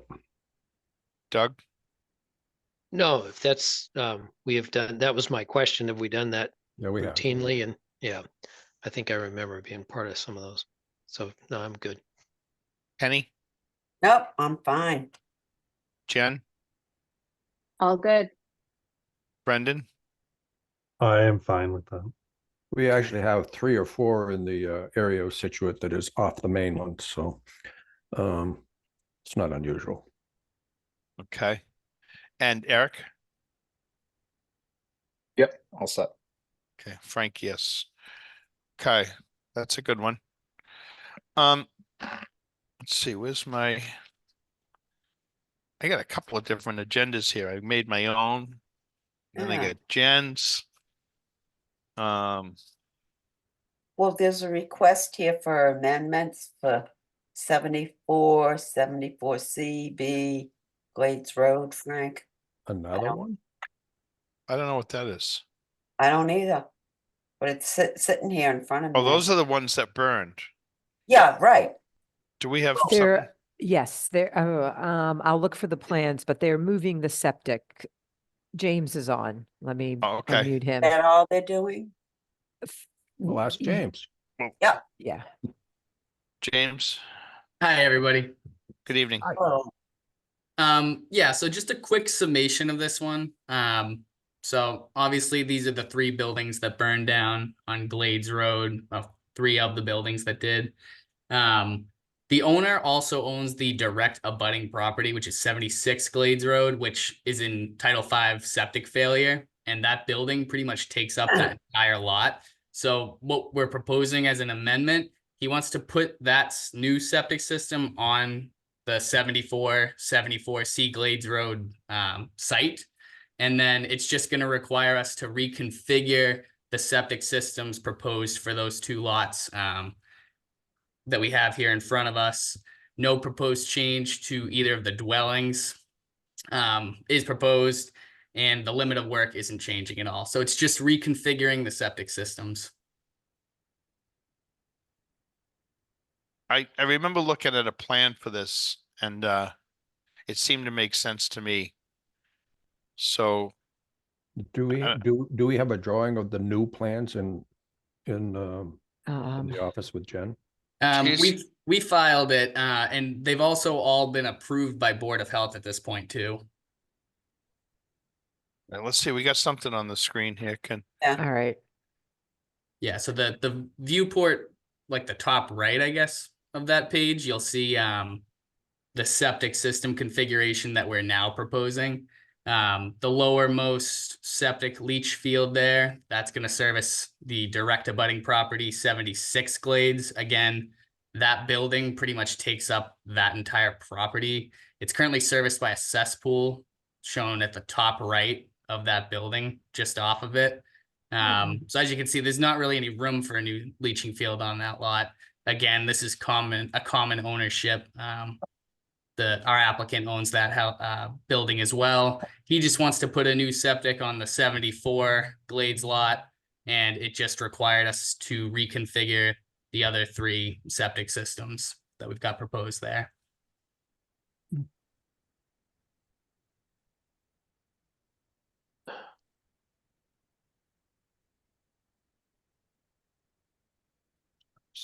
I think, Doug, do you can you see that? It makes I'm sense. try- Go ahead. Yeah, okay, so on the left is the site plan. The site plan would be better off, I guess, in terms of just looking at lot lines. The lot lines are bolder on that one, but the one we're looking at now shows all the leaching fields. So that's the exact same, and here's where I'm going with this. I remember, Frank, you had some discussions and concerns over the septic system for number 74 and how its proximity to the ocean. Or 74B. And 74B. So are those in the same location? I thought they got pulled back a little bit, but maybe it's a little confusing. I'll try to explain it, but it is, so previously we had proposed so I guess there's 2 parcels that we have in front of us. There's the parcel that holds 74B, and there's the parcel that holds 74 and 74C. Right. So previously, those 3 buildings were being serviced by 2 septic systems on the 74 and 74C lot. And that was an effort by us to try to pull everything as far away from the ocean as possible. Now that we are replacing the septic for 76, hopefully, it's pushed everything that much further out. And where we didn't have a septic proposed on the 74B lot previously, we are now proposing one on that lot.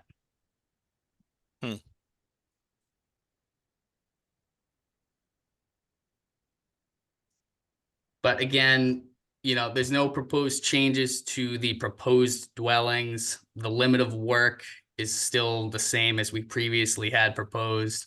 And I mean, we believe this to be a minor amendment as the overall scope of approved work is the same. And Board of Health is fine with this, James? They've already approved these plans. Yep. That's a biggie.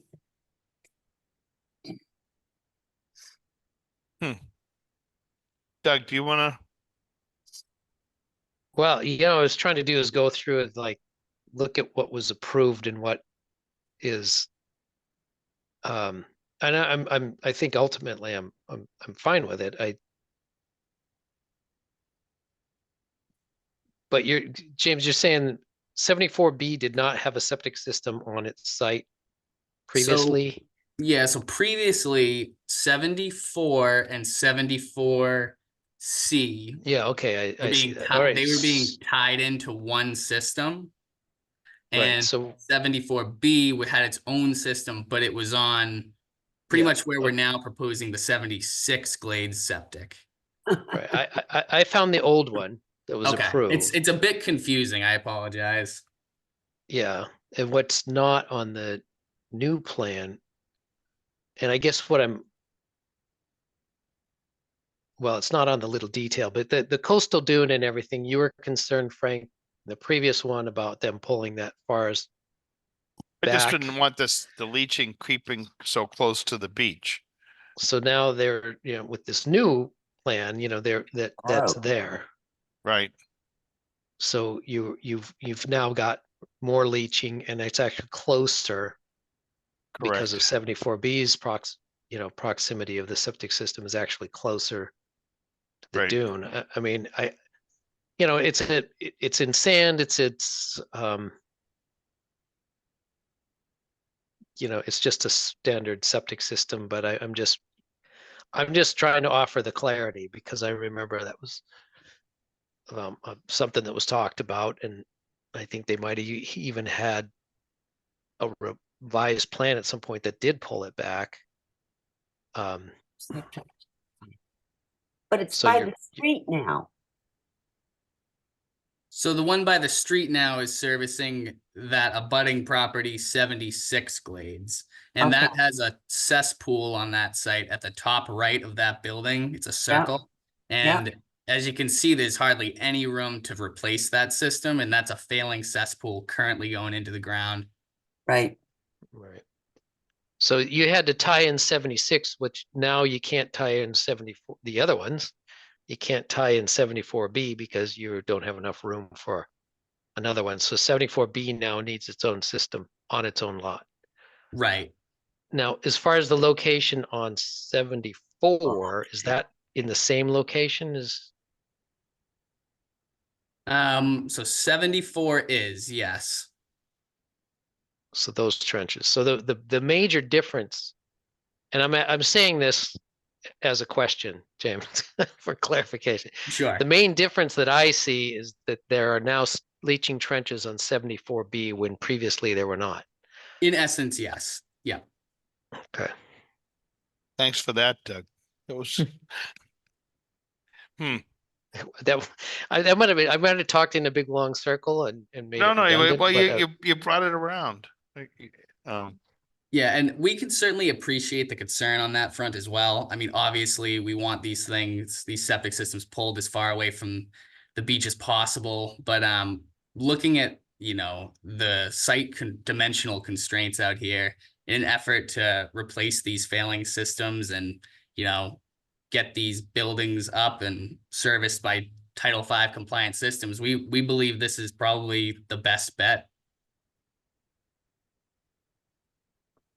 James, do you know if number 76, did they increase the bedroom count? So if I'm looking at in this plan, the leach field and tanks to the right of 76 service 76, right? That's correct. So with the fire and whatnot.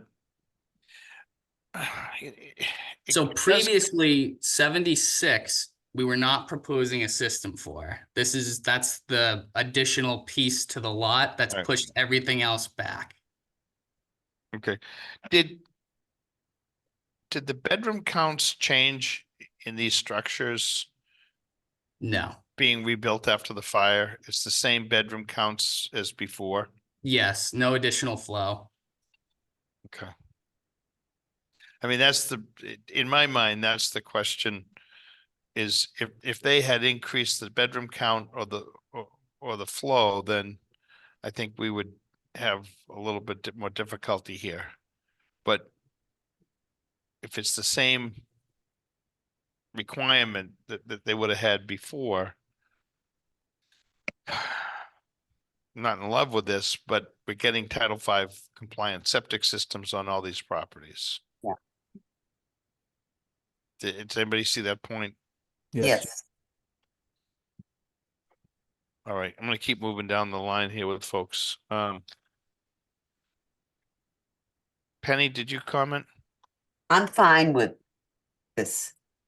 Okay. Jen? She dropped out. Oh, bummer. Okay, Brendan?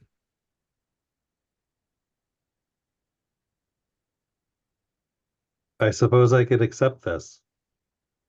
It's a tough one because it's a lot of leaching areas. Yeah. And not. you know, they're rebuilding these houses, but the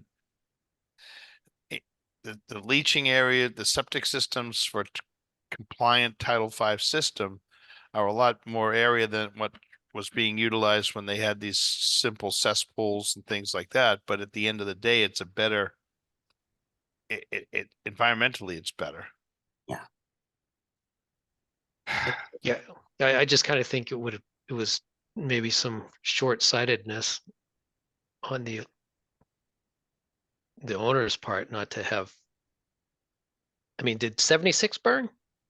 No, It didn't burn. nope, that was the 'Cause, old I post mean, office. knowing that there's nothing there more than a cesspool, it just kind of Yeah. would have been easier to digest all at once the first go around. First time I think, around, yes. instead James, of James, you know, trying to- has your client been acquiring these like piece by piece? I don't think they were all in one ownership before. I can't remember. You know, I don't know the answer to that, Frank. I apologize. Okay.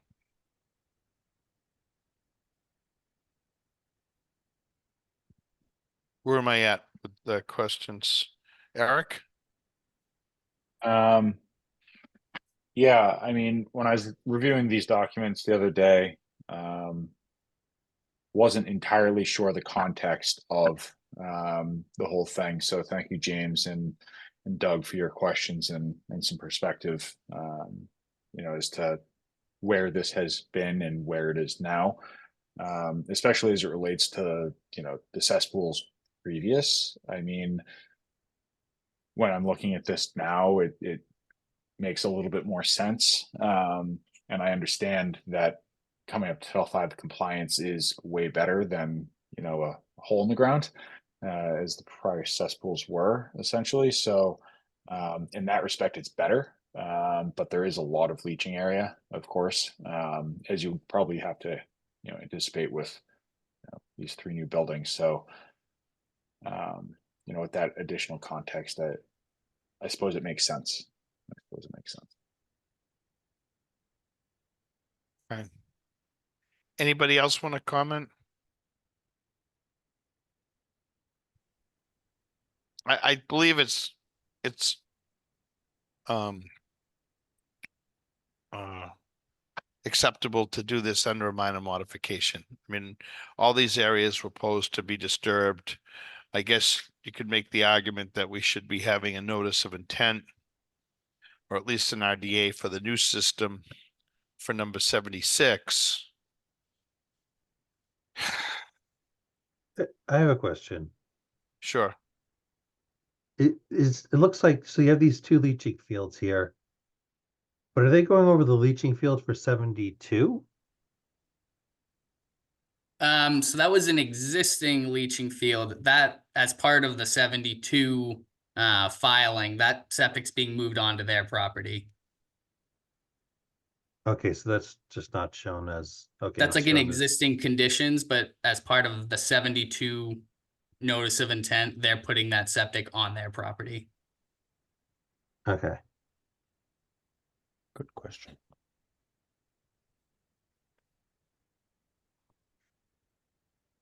did we have a hearing for 72, James? I'm Yes. asking you.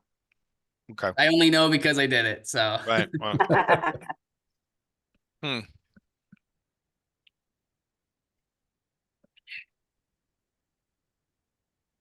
So it is quite a bit of rearranging of these things.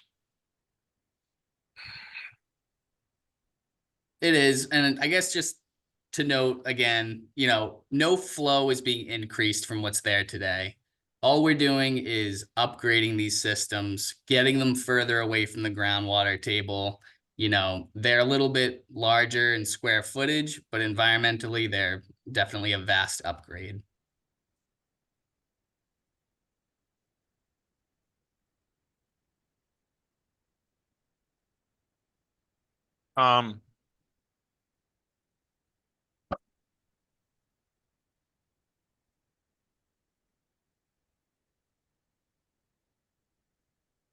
Well, I guess the most important part for me, was everybody okay with this being an amendment as opposed to a filing of some sort? Do you mean a minor modification A or an minor amendment? modification or Right, to so amend them. If An we were, amendment would be a hearing. right, Okay. if we amended the orders, we'd actually advertise that. So a Yes. minor modification, we do this informally like this. It's just us, like the last couple ones we just did.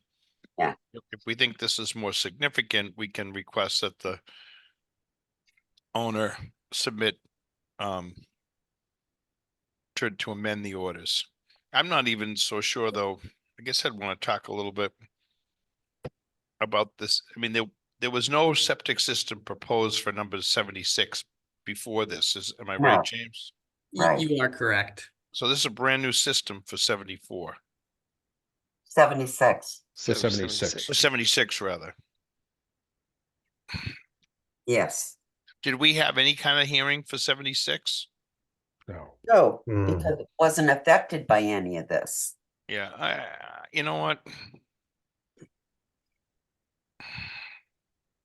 Well, I'm kind of looking at the amount of disturbance, and it's really what had been approved is that whole area was going to be dug up. The old septic systems are going to be removed. So that really doesn't change anything. Well, it does in the case of number 76, because there wasn't a septic system proposed for that. Right, but the amount of like earth removal right in that area is very close to the same. Yeah, because it's where 74B was going to be. Yeah, because what 74B was going to be there anyway. They're going to dig that up. They're going to dig up the one for 72. So all of that area right there was going to be disturbed and then replaced. So this is kind of the I kind of it's been backed in a little bit, but for me just personally, I don't want to have another public hearing on this.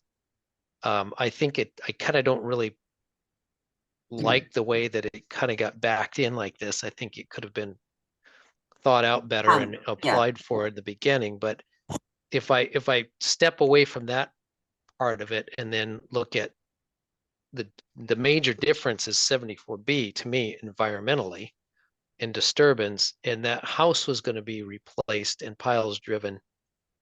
So the only difference is the trenches are put in there on 74B. So that's what I keep looking at, and I guess I feel like it squeaks in on this is just me personally. I feel like it squeaks in as a minor modification, and because I don't really want to advertise the whole thing again, when I don't see that the design that we're looking at now is probably ultimately going to change. That's my piece. So that's the end of it. You're muted. I was muted that whole time. No, you were there, I Doug. was Frank- muted Frank because was. one of Frank. my snacks here happens to be Cheez-Its, and I don't want to Oh. be Thanks for the courtesy, Frank. Crunch, Eating crunch. Cheez-Its while I'm talking. For what it's worth, I think, Doug, you were eloquent, and I agree with you. All right. We can't ask Jen. Brendan? So I tend to, I think I want to agree. As far as a minor modification for 74B. But are we also now taking into account in this that we're, as part of this minor modification for 74B, that we're agreeing to something for 76? Yes. Yes. We So are. I think that's a different, because we never talked about 76. I don't know, I kind of feel like that's not part of this. Like that's I know they're owned by the same person, but you know, it's just like we're trying to, am I not making sense? But Well, I guess I would go the other way. I would say that there was proposed disturbance in the location and a septic system proposed for that lot, but now it's been shifted around. And what we're really looking at is a brand new septic system under 74B that wasn't proposed before. I think that Brendan Oh. might have had it right, Frank. 74B did have a septic system, but it was proposed in the area where we're now proposing 76. And 76 Right. was not previously I proposed. guess, well, that's my point. There's going to be a brand new septic system under 74B that was never Under the house, yes. under the house. There was going to be a septic system, but it was in the area that now is going to have 76. So you're going to have a new septic system under 74B that was not proposed before. That's correct, yes.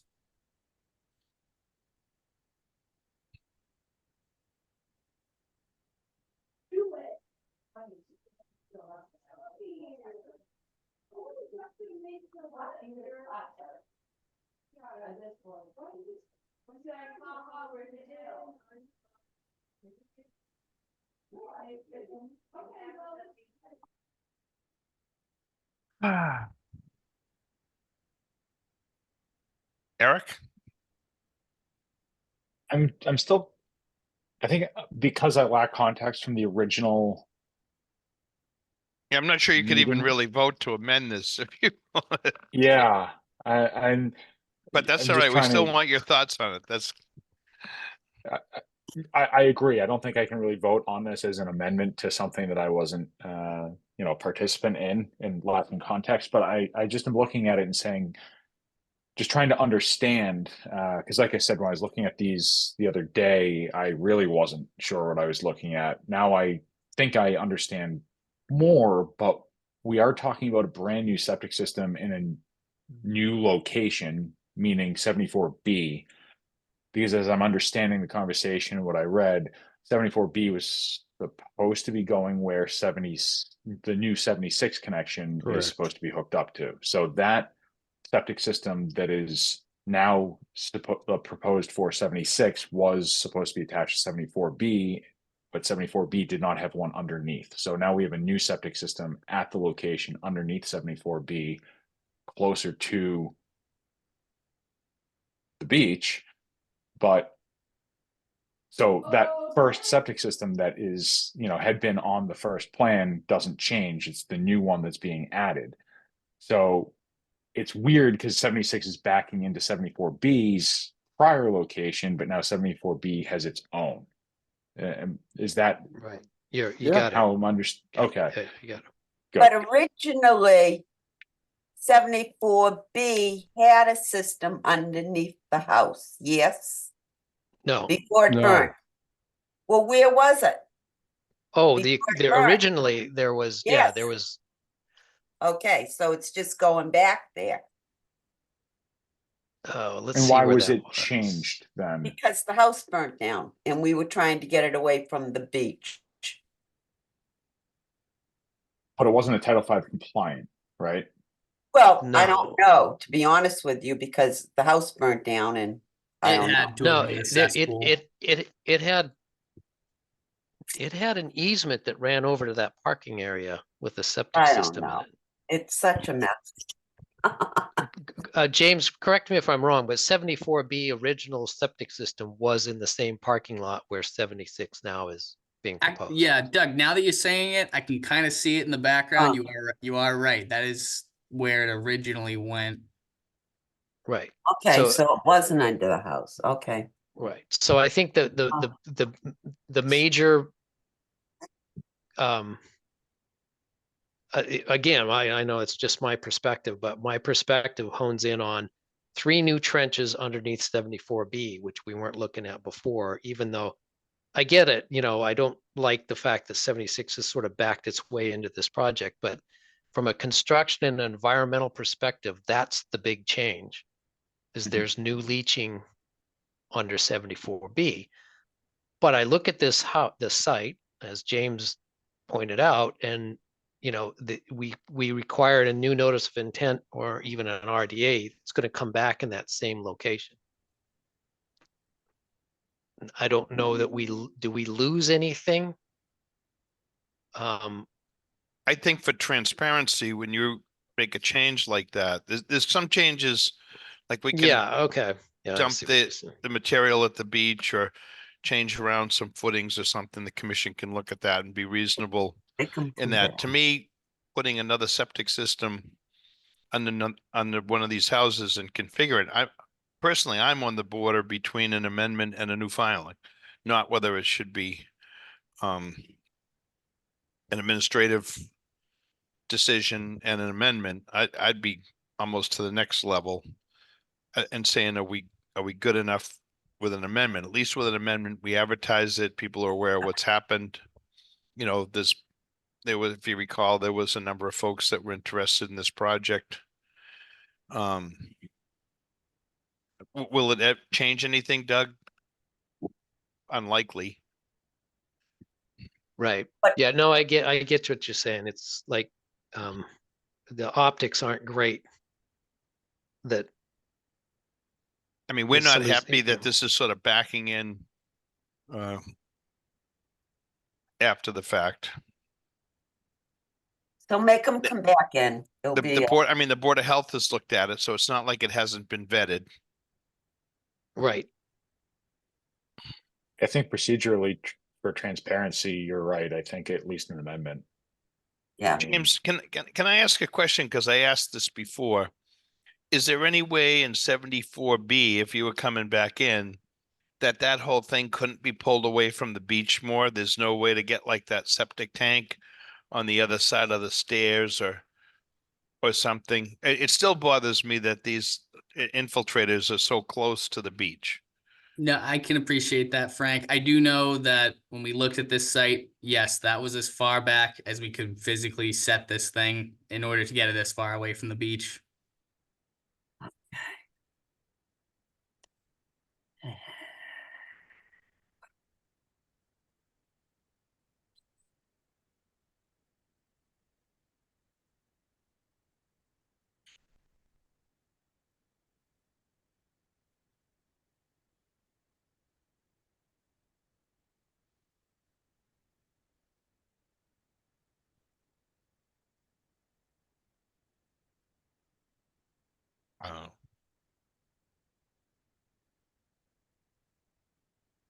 How do we proceed?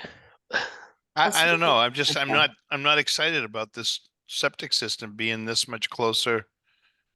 Where would you have it go, Frank? I don't know. I mean, it just seems like it should have been dealt with in a different fashion. And so now we're sort of like, well, here's what we got. Have at it. I'm a little. I don't, I'm not necessarily saying that this was planned this way. It just, you know, all of a sudden it's like, well, geez, I really got to do this too. And if I do this, where do I go with 76? So it may be that that's their only alternative.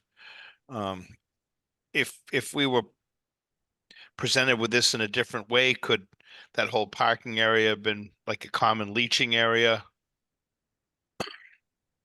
For everybody? Yeah. Yeah.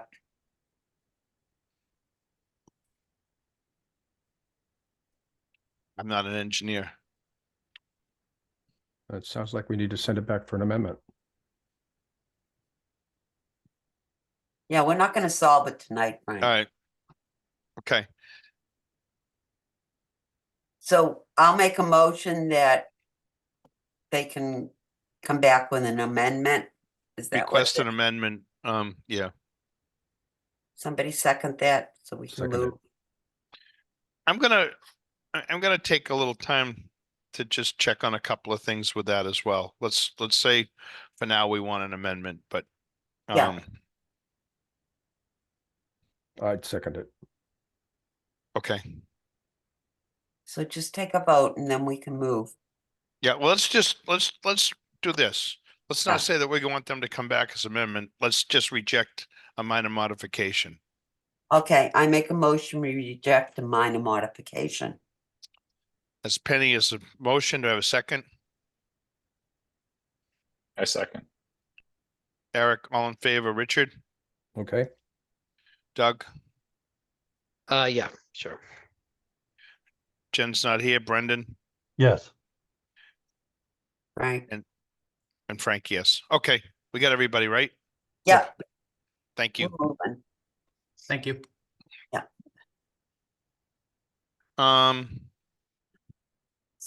It should be easy for me to follow. Jen's got it in red. Orders. We have orders. So this evening, I would propose that we do not vote the orders of 282 and 286, but we can discuss these amongst ourselves. We just can't take any more public input. Right, can we And- first do the other one? Get that condition out What of would the you way? like, Penny? Go ahead. I would like to do the water treatment plant, get those orders out of the way. Okay, Okay, so I make a motion, we accept the orders of conditions written for 262 through 276. Chief Justice Cushion Highway as written. second. Thank you. all in favor? What we got here? Doug Yes. and Brendan? Yes. I don't think, Eric, you were around for that one. Were you? The water treatment plant? Oh, you This were? pertains to February 12th. Yep. and Yeah, or Yeah, then the you end of were. Yep, January. I'm sorry. Go Yeah. ahead. Yep. And that's a yes, approved. Frank, yes. Okay, Okay, all right. So 182 and 186, we've got some different orders and there was discussion about what could be done there. I know Brendan had some questions. I don't know if anybody else did or not. Brendan, do you wanna bring up some of your thoughts? Yeah, my thoughts are really just about the parking. You know, it seemed in conversation that, you know, in general, we don't allow parking on Coastal Dune. And that seems to be what's going on with that whole thing. This whole project didn't include parking in the beginning either. It was only added because ZBA is requiring it. And I don't know that, do we need to allow it because they want it? Is that a requirement for us? I don't know. I would think not, but you know, now it's like, well, where are we going to put these spots? And then there was some wording that I was like, well, you know, I'm a little bit skeptical. Maybe I'm a little bit jaded about what they're going to do in the future based on the wording. But, you know, I just don't like the idea of having the parking there. Okay, That's my hang up. yep. And once we do that, does that open us up now? Everyone's going to park there. Okay. Richard? I totally understand Brendan's concern, and I honestly hadn't even thought about, okay, if ZBA wants it, maybe we don't have to give it. I should have thought of that sooner, because I agree with him. The fear is that not that 4 or 5 people might park there, but all of a sudden it's permission for there to be more and more into the dune and into the wetlands there. So I had not even thought of that, and I scold myself for not taking. Yeah, I'd love there not to be any parking there. Okay. Doug? Does the, because this is 282, 286, does the Right. owner of 286 own this, the empty lot where the dock's gonna go? I believe he owns all the lots. Yes, I believe Yes, that's right. does. Papastratus. Yep. Yeah. They can go So, park in front of his house. well, I was gonna say, because people already park on the other side of the street, Yes. so that's nothing new. I mean, would that be an answer? He could supply, I mean, we could, on the conditions, we could approve it with the exception of any designated parking spaces on Wait. We don't. I'll wait my turn. well, because part of the proposal is the dock itself. Right. We're fine. And the It's troubling part, a big part of it. yeah, and the complicating part is that the ZBA saying, well, you got to have a place for people to park so they can unload their kayaks or whatever they're going to do and go down the dock. And that gets troubling because can they maintain the parking? Because if it gets washed over with rock and stone, then they have to scoop it back out. And is that part of the, ongoing orders? And it does complicate things if that one of the orders, and we've done similar things. We've said, we've approved a project with and one of the conditions is not particularly what they're looking for. But is that your thought, or is that we just exclude the parking?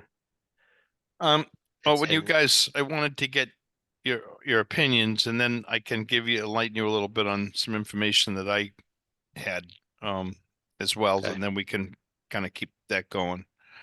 Penny? Yeah, I'm totally against parking. I'm afraid what's gonna happen, they're gonna start driving cars in and around there.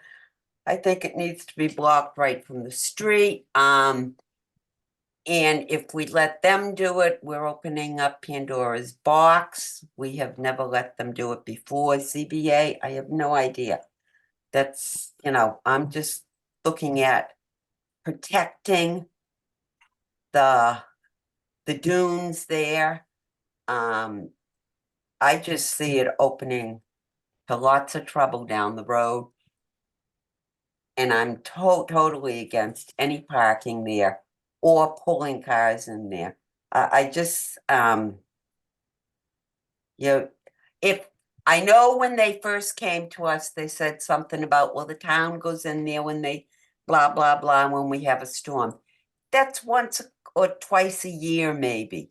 And that's an emergency. That's a lot different than people parking there on a daily basis in the summer, starting to drive over the dunes. You know, and I know the roadway that is there now, it will get bigger and bigger and bigger. And if anything, I'd like to see Mother Nature fill it back in, and make it narrower so it's just a little path out to the dock. I don't see the necessity of people parking their cars there. Go down the beach, park in the parking lot, the town parking lot. You don't want to walk down to the dock. Put a bicycle on the back of your car and bike down. I am totally 100% against any parking in that area. Okay, I said my piece. Thank you. We don't have Jen with us, right? No, she's gone home. And then Eric? So I can't contribute in terms of voting on this because I wasn't No, here at that's the all right, but beginning. it's a discussion. Yeah. And when I asked about the parking being constructed, I forget the gentleman's name who was on, but he retorted and said, well, we're not constructing anything. We're just allowing parking here. But then Brendan brought up the good point of, well, what happens when, there's cobble or whatever distributed there, and they have to remediate the site to allow parking again. I was not loving the back and forth that the gentleman in defense of the parking spaces was presenting.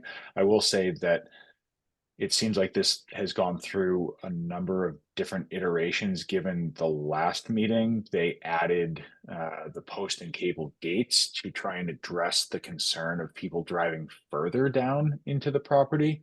And their sort of argument on the town already utilizing that, I'm unfamiliar with the cadence of town activity in there, but I would say that parking is slightly different than what might be used for town activities in relation to moving storm debris. I will say though that, Frank, when you brought up the point of a pathway, delineating a walking path, I think, is important because preserving the existing topography and vegetation, I think, is also important. Whether or not the argument that was presented, well, there's not much vegetation there. Well, if you have people walking on it, there'll never be vegetation there. So delineating a path, I think, is important. And I think it's good that they came back with that change.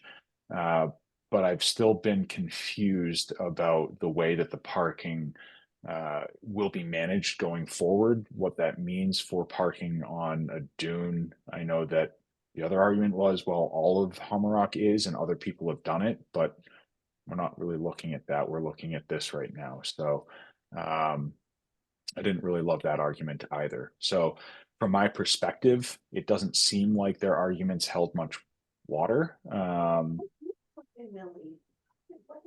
But I think that if I'm going to take anything away from this, the delineation of a footpath, I think, was an important addition to the dock to define, pedestrian activities as best as possible. Okay. So thank you. So let me just give you a little input that I got. I think I had told you before, I reached out to DEP, spoke to Greg DeCesar about this because I was in question. And his response was that driving on this area is really unregulated by DEP. So this would be a decision for the commission, but it might not be a decision that would be upheld by DEP. That you can't disturb vegetation, that wouldn't be allowed. But if you have areas that are already altered like this, they really don't have a regulation for that, which seems surprising to me, but that seems to be the case. And I also brought it to one of the things I've been trying to do is see if we can get some help with technical things. And one of the folks I reached out to was a former agent that's helped with coastal stuff before, and I kind of got some input way back with him as well, that he felt strongly that wouldn't be a fight that you want to take if it got appealed, that there would be no basis for us to uphold that.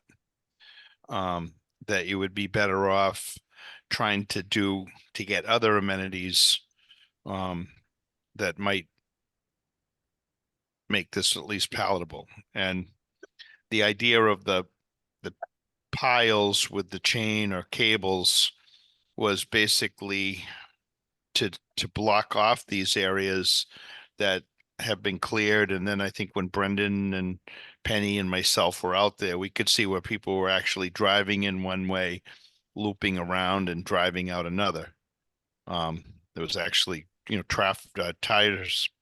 tracks in the cobble that looped around the whole area and went back out. But the input that I got from DEP and also from Jim is that's kind of unregulated, but you can't allow vegetation to be damaged.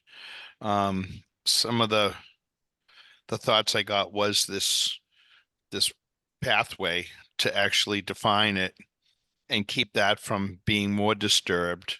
One of the suggestions was actually requiring, say, wooden mats or something, removable wooden mats, so that they got dropped down. Of course, that would require a little bit of smoothing out of the pathway, but then that would give people a clear area of where they should walk. To another suggestion was that we actually require planting of vegetations. If we take some of these areas where it says like sand, sort of to the south of where they so what is it, B Street? If we Yeah. would have, say, Rosa Rugosa or whatever we think planted in some of that area, and the same thing where it says proposed water line. I mean, that's kind of a mound that's all cobble, but places where we think that vegetation could be planted that would stay there to help stabilize that a little bit more and maybe keep people from walking through it. That was another suggestion. And then put some timelines on the removal of certain things, like the cabling has to be put up from, say, May through September. And then maybe it gets removed in the winter months so that if they need to clear that area for drainage, that can be done. The same way with the walkway, if we think that needs to be picked up and put back down. We want to be clear on that. We don't want any of the docks or any of this stuff stored on either the cobble or the marsh. A little bit of concern about the water line and the power line. Is this going to be like a looks like it's an aerial? They're going to place a power pole. And then are they going overhead to the end of the dock, or is it going underground? And then this water line has to be installed, which includes like a meter pit out by the street, and then some sort of water line that's going to have to get, I would assume, trenched or burrowed to that area. What was some of the other things? The walkway, plantings.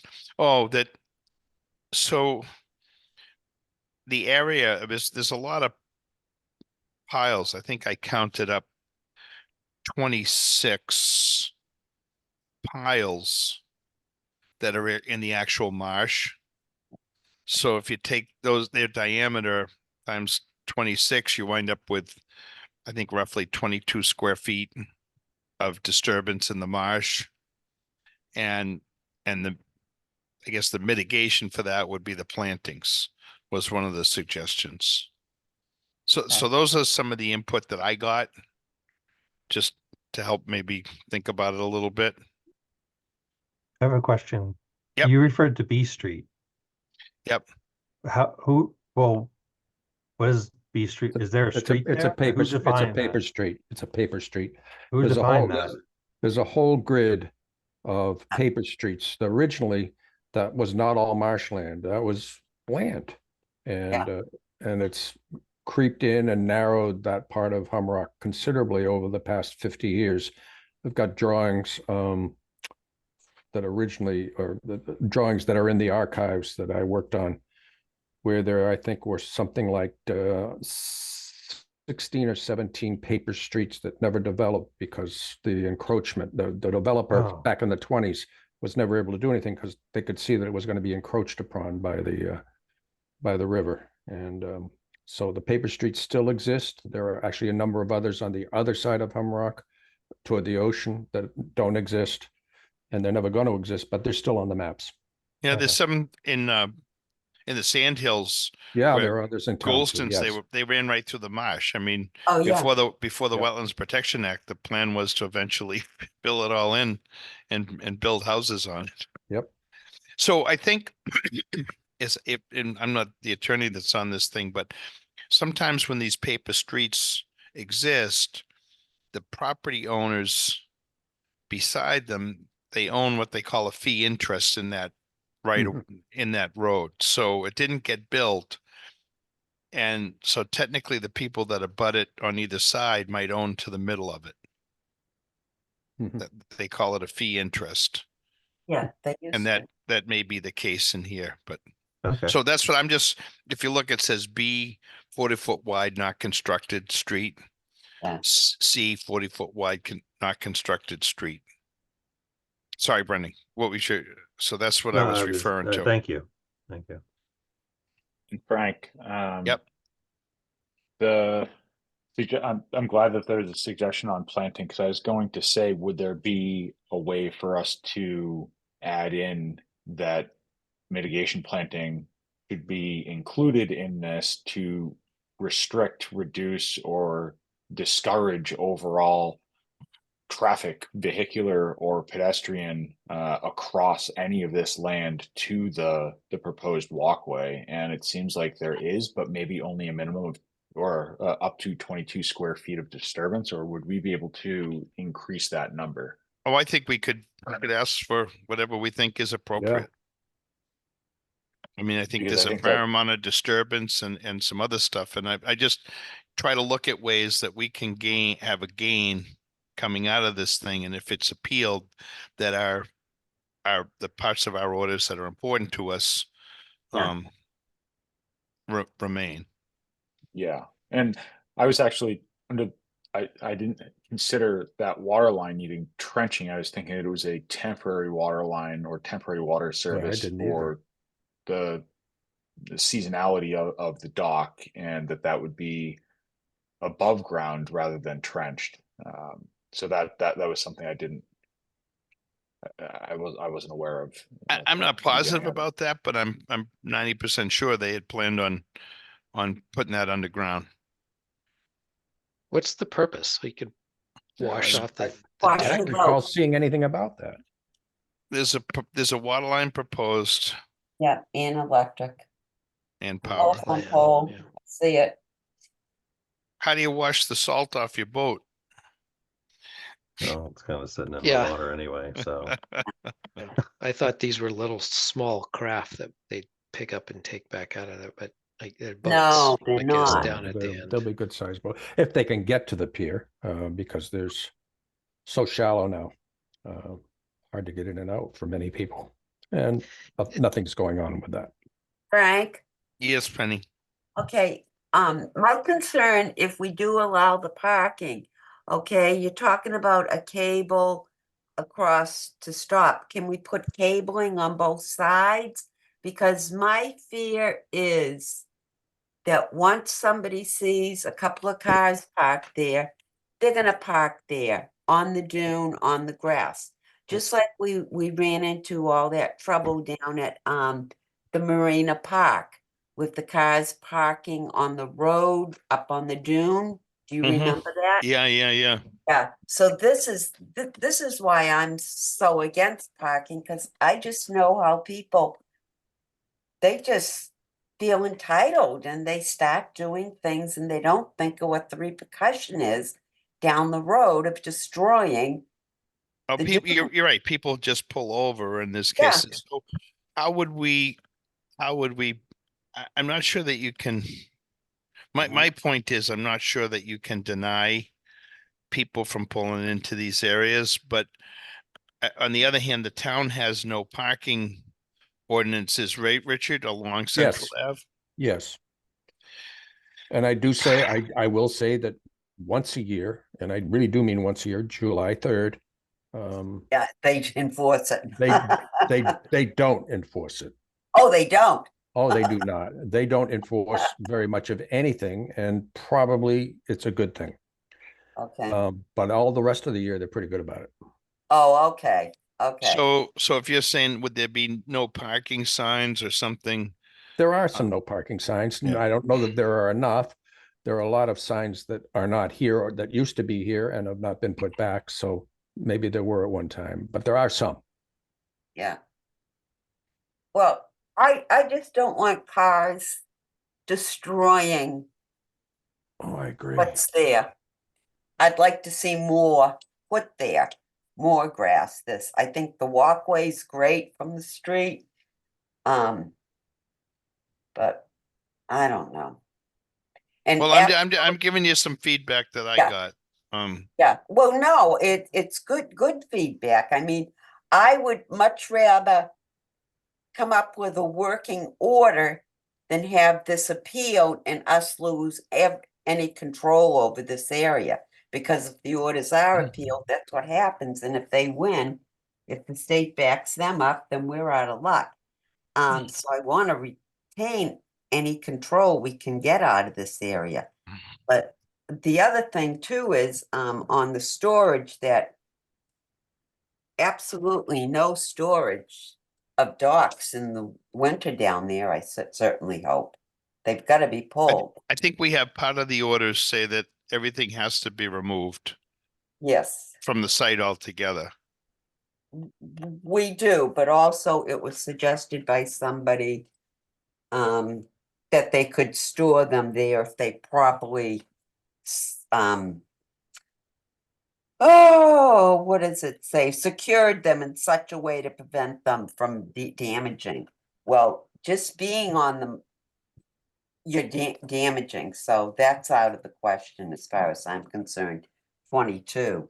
Why don't we take another stab at these orders and get them out Okay. to all of you and then see if that makes sense. And you can respond to Jen, myself. You just can't respond to everybody. I know. Can I ask another Sure. clarifying question? Just because this is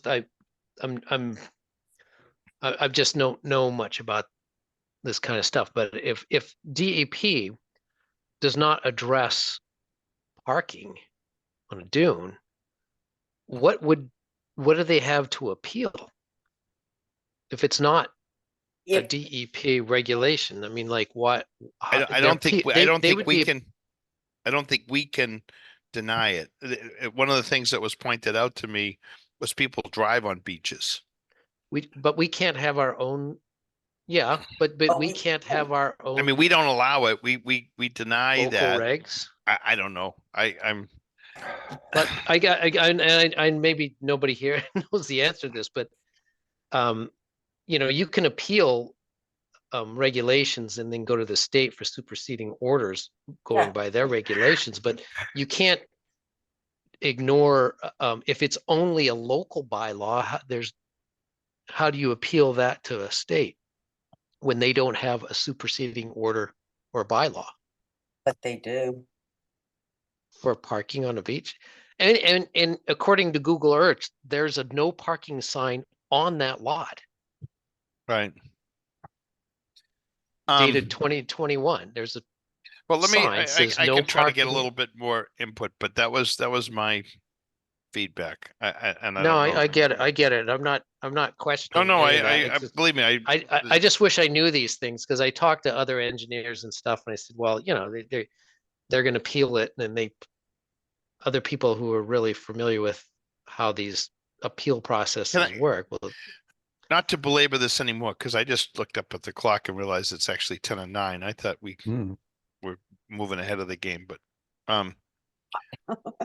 so any thoughts on that? If you can send them in, and we'll see if we can get this one. But we told the applicant we weren't going to give them a set of orders, and they weren't freaking out. So okay, good. All right. Just up at I got a call from the folks on Waterways Commission, and they're starting a discussion about whether or not they could create some sort of charges for people using the Jericho Road boat ramp and the Driftway boat ramp.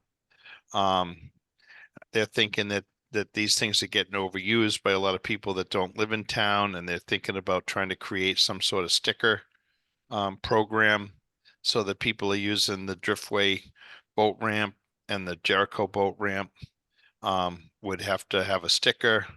And if they generated some monies, could that be used to enhance the Driftway Park? So we got to have some chats with them. Something for you folks to think about. Think about whether that's seems like a good idea. We've never had any kind of charges for our parks or whatever, and I'm not encouraging that for all of them, but there is this discussion that maybe these boat ramps have become kind of a magnet for folks all over the place looking for a way to get their boats launched, and it's leaving people in town without a place, or that we're maintaining these things and then they're not available to the residents. So the Waterways wants to have some discussion about that. They've asked if we would attend a meeting or they could come to a meeting at some point. So just something that's coming up. And then maybe lastly, for tonight, at Appleton Field, Eric's been meeting with the folks that want to do the community garden. It seems like we got some really good traction. One of the things that did come up is that we really, the monies that are appropriated for Appleton Field were for the fence and for the accessible part of the garden. So any money spent on mowing or other amenities would have to come from our conservation fund. And just wondering, maybe Eric can chime in a little bit here. I got a price of a few $1,000s to have somebody go up and do some of the mowing. Unfortunately, the old farmer that was there had left behind his fencing and poles and stuff, which are now really all entwined with a lot of all the briars and rose and everything that's grown in there. So it's going to take a little bit of work to pull all that out, but I think we should get that done and clean up at least that part of the area. And then the folks that are in the community garden are asking for a couple rolls of some sort of silage mat or something. Maybe Eric can elaborate on that a little bit. Yeah, I think that on the outside of the fence, I think that mowing activities, just in the sake of budget, should be focused on the areas that they want to activate specifically this year, and that's the area that Frank was talking about with the fencing and the old posts. If it can be done, and it seems like Sally, who's one of the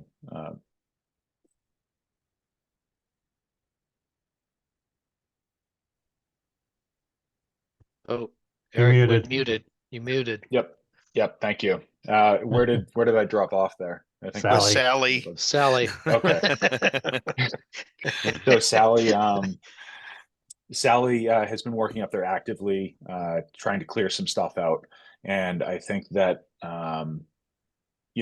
the scouts have some stuff that they're going to be hopefully participating in clearing out some stuff. But outside of that fenced area that had been used prior, that I think is where the focus of activity outside of the community garden fenced in area will be this year.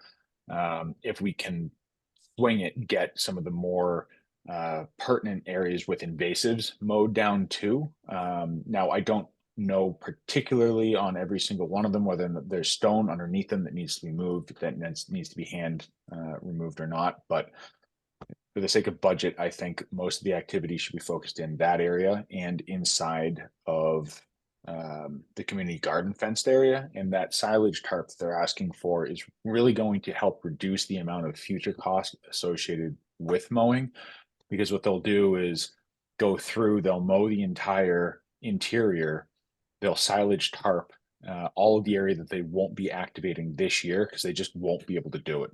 They just are not going to be able to activate that whole fenced in area this year.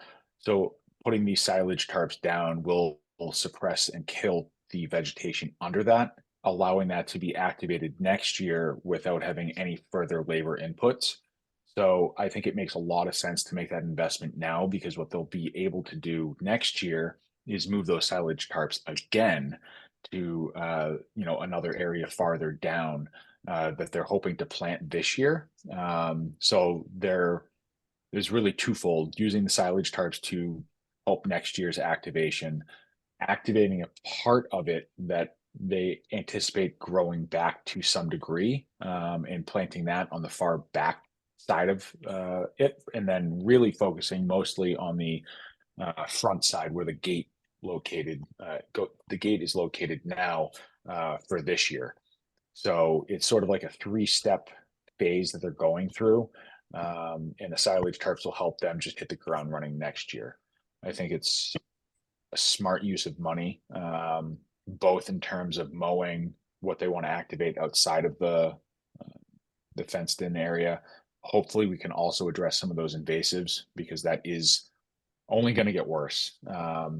And then even if that means, Frank, with the Boy Scouts going in there and removing any substantial woody material, trees or other successional species that are coming up, to prevent that area from really getting wild, that they're not activating this year, then at least we'll be able to reduce some of the costs on machine work that have to happen in there. But I do know that you had mentioned in one of your emails moving some stone piles, so that might kill 2 birds with 1 stone as it relates to some of the invasive species that are on those piles as well. But I think that scope of work, depending on what they come back with the design, because we are waiting for them to come back with a more 10,000-foot view of how they want to delineate the outside fenced area usage this year.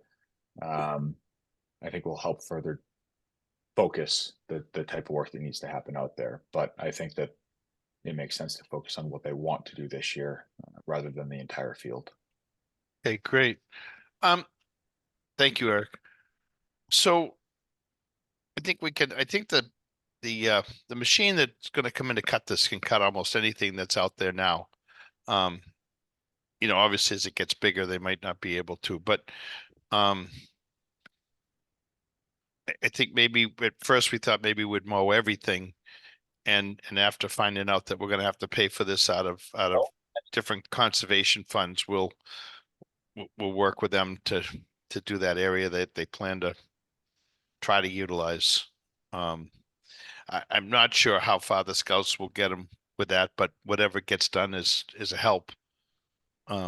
So we'll look towards that. But how do you folks feel about the expenditure of $3,000 or $4,000 of our funds to get this? 35. What's that? Of the 35 we just got? Yes. Yes. Okay. We'll get a little bit more pricing on this stuff, but the numbers that I got from Costello were a few $1,000s, and a couple of rolls of this this fencing silage cover, I think was $1,000 or something like that. So Good. No, it anybody? sounds like money well spent to me. Yeah. Okay. All right, we'll get a little bit closer with the numbers and see if we can move it along. I think I'm gonna have some time to head up there on Wednesday, Frank. I just want to get eyes on the work they've already done, and then see, a little bit more in terms of, where they want mowed. I'm hoping that they send us, a sketch or at least a summary of what they plan in terms of design. And if I have that before I go up there, then I'll have a little bit better idea of what to focus on. But I was planning on getting eyes on, at least some of the progress on Wednesday. So Okay. If you're going up in the afternoon, later in the afternoon or something, let me know if we can meet up or something like that. I think it's going to take a little coaching. I think it could be good. yeah, that'll be Wednesday, probably 3:30ish. Can be later if that's better for you. Well, around this should work. Let's tag up, text or something. Okay. Sounds good. Excellent. Thank you. Anybody else? All right, it's 8. Oh shit, it's 9 o'clock. I have a motion. I make a motion to adjourn. Second. Seconded. That was Richard. Yep. All in favor, Doug, Yes. Penny, Yes. Brendan, Yes. Eric, Yes. did I miss anybody? Frank, yes. Have a good night. Good night, Jake. Thanks a lot. Yeah, Jake.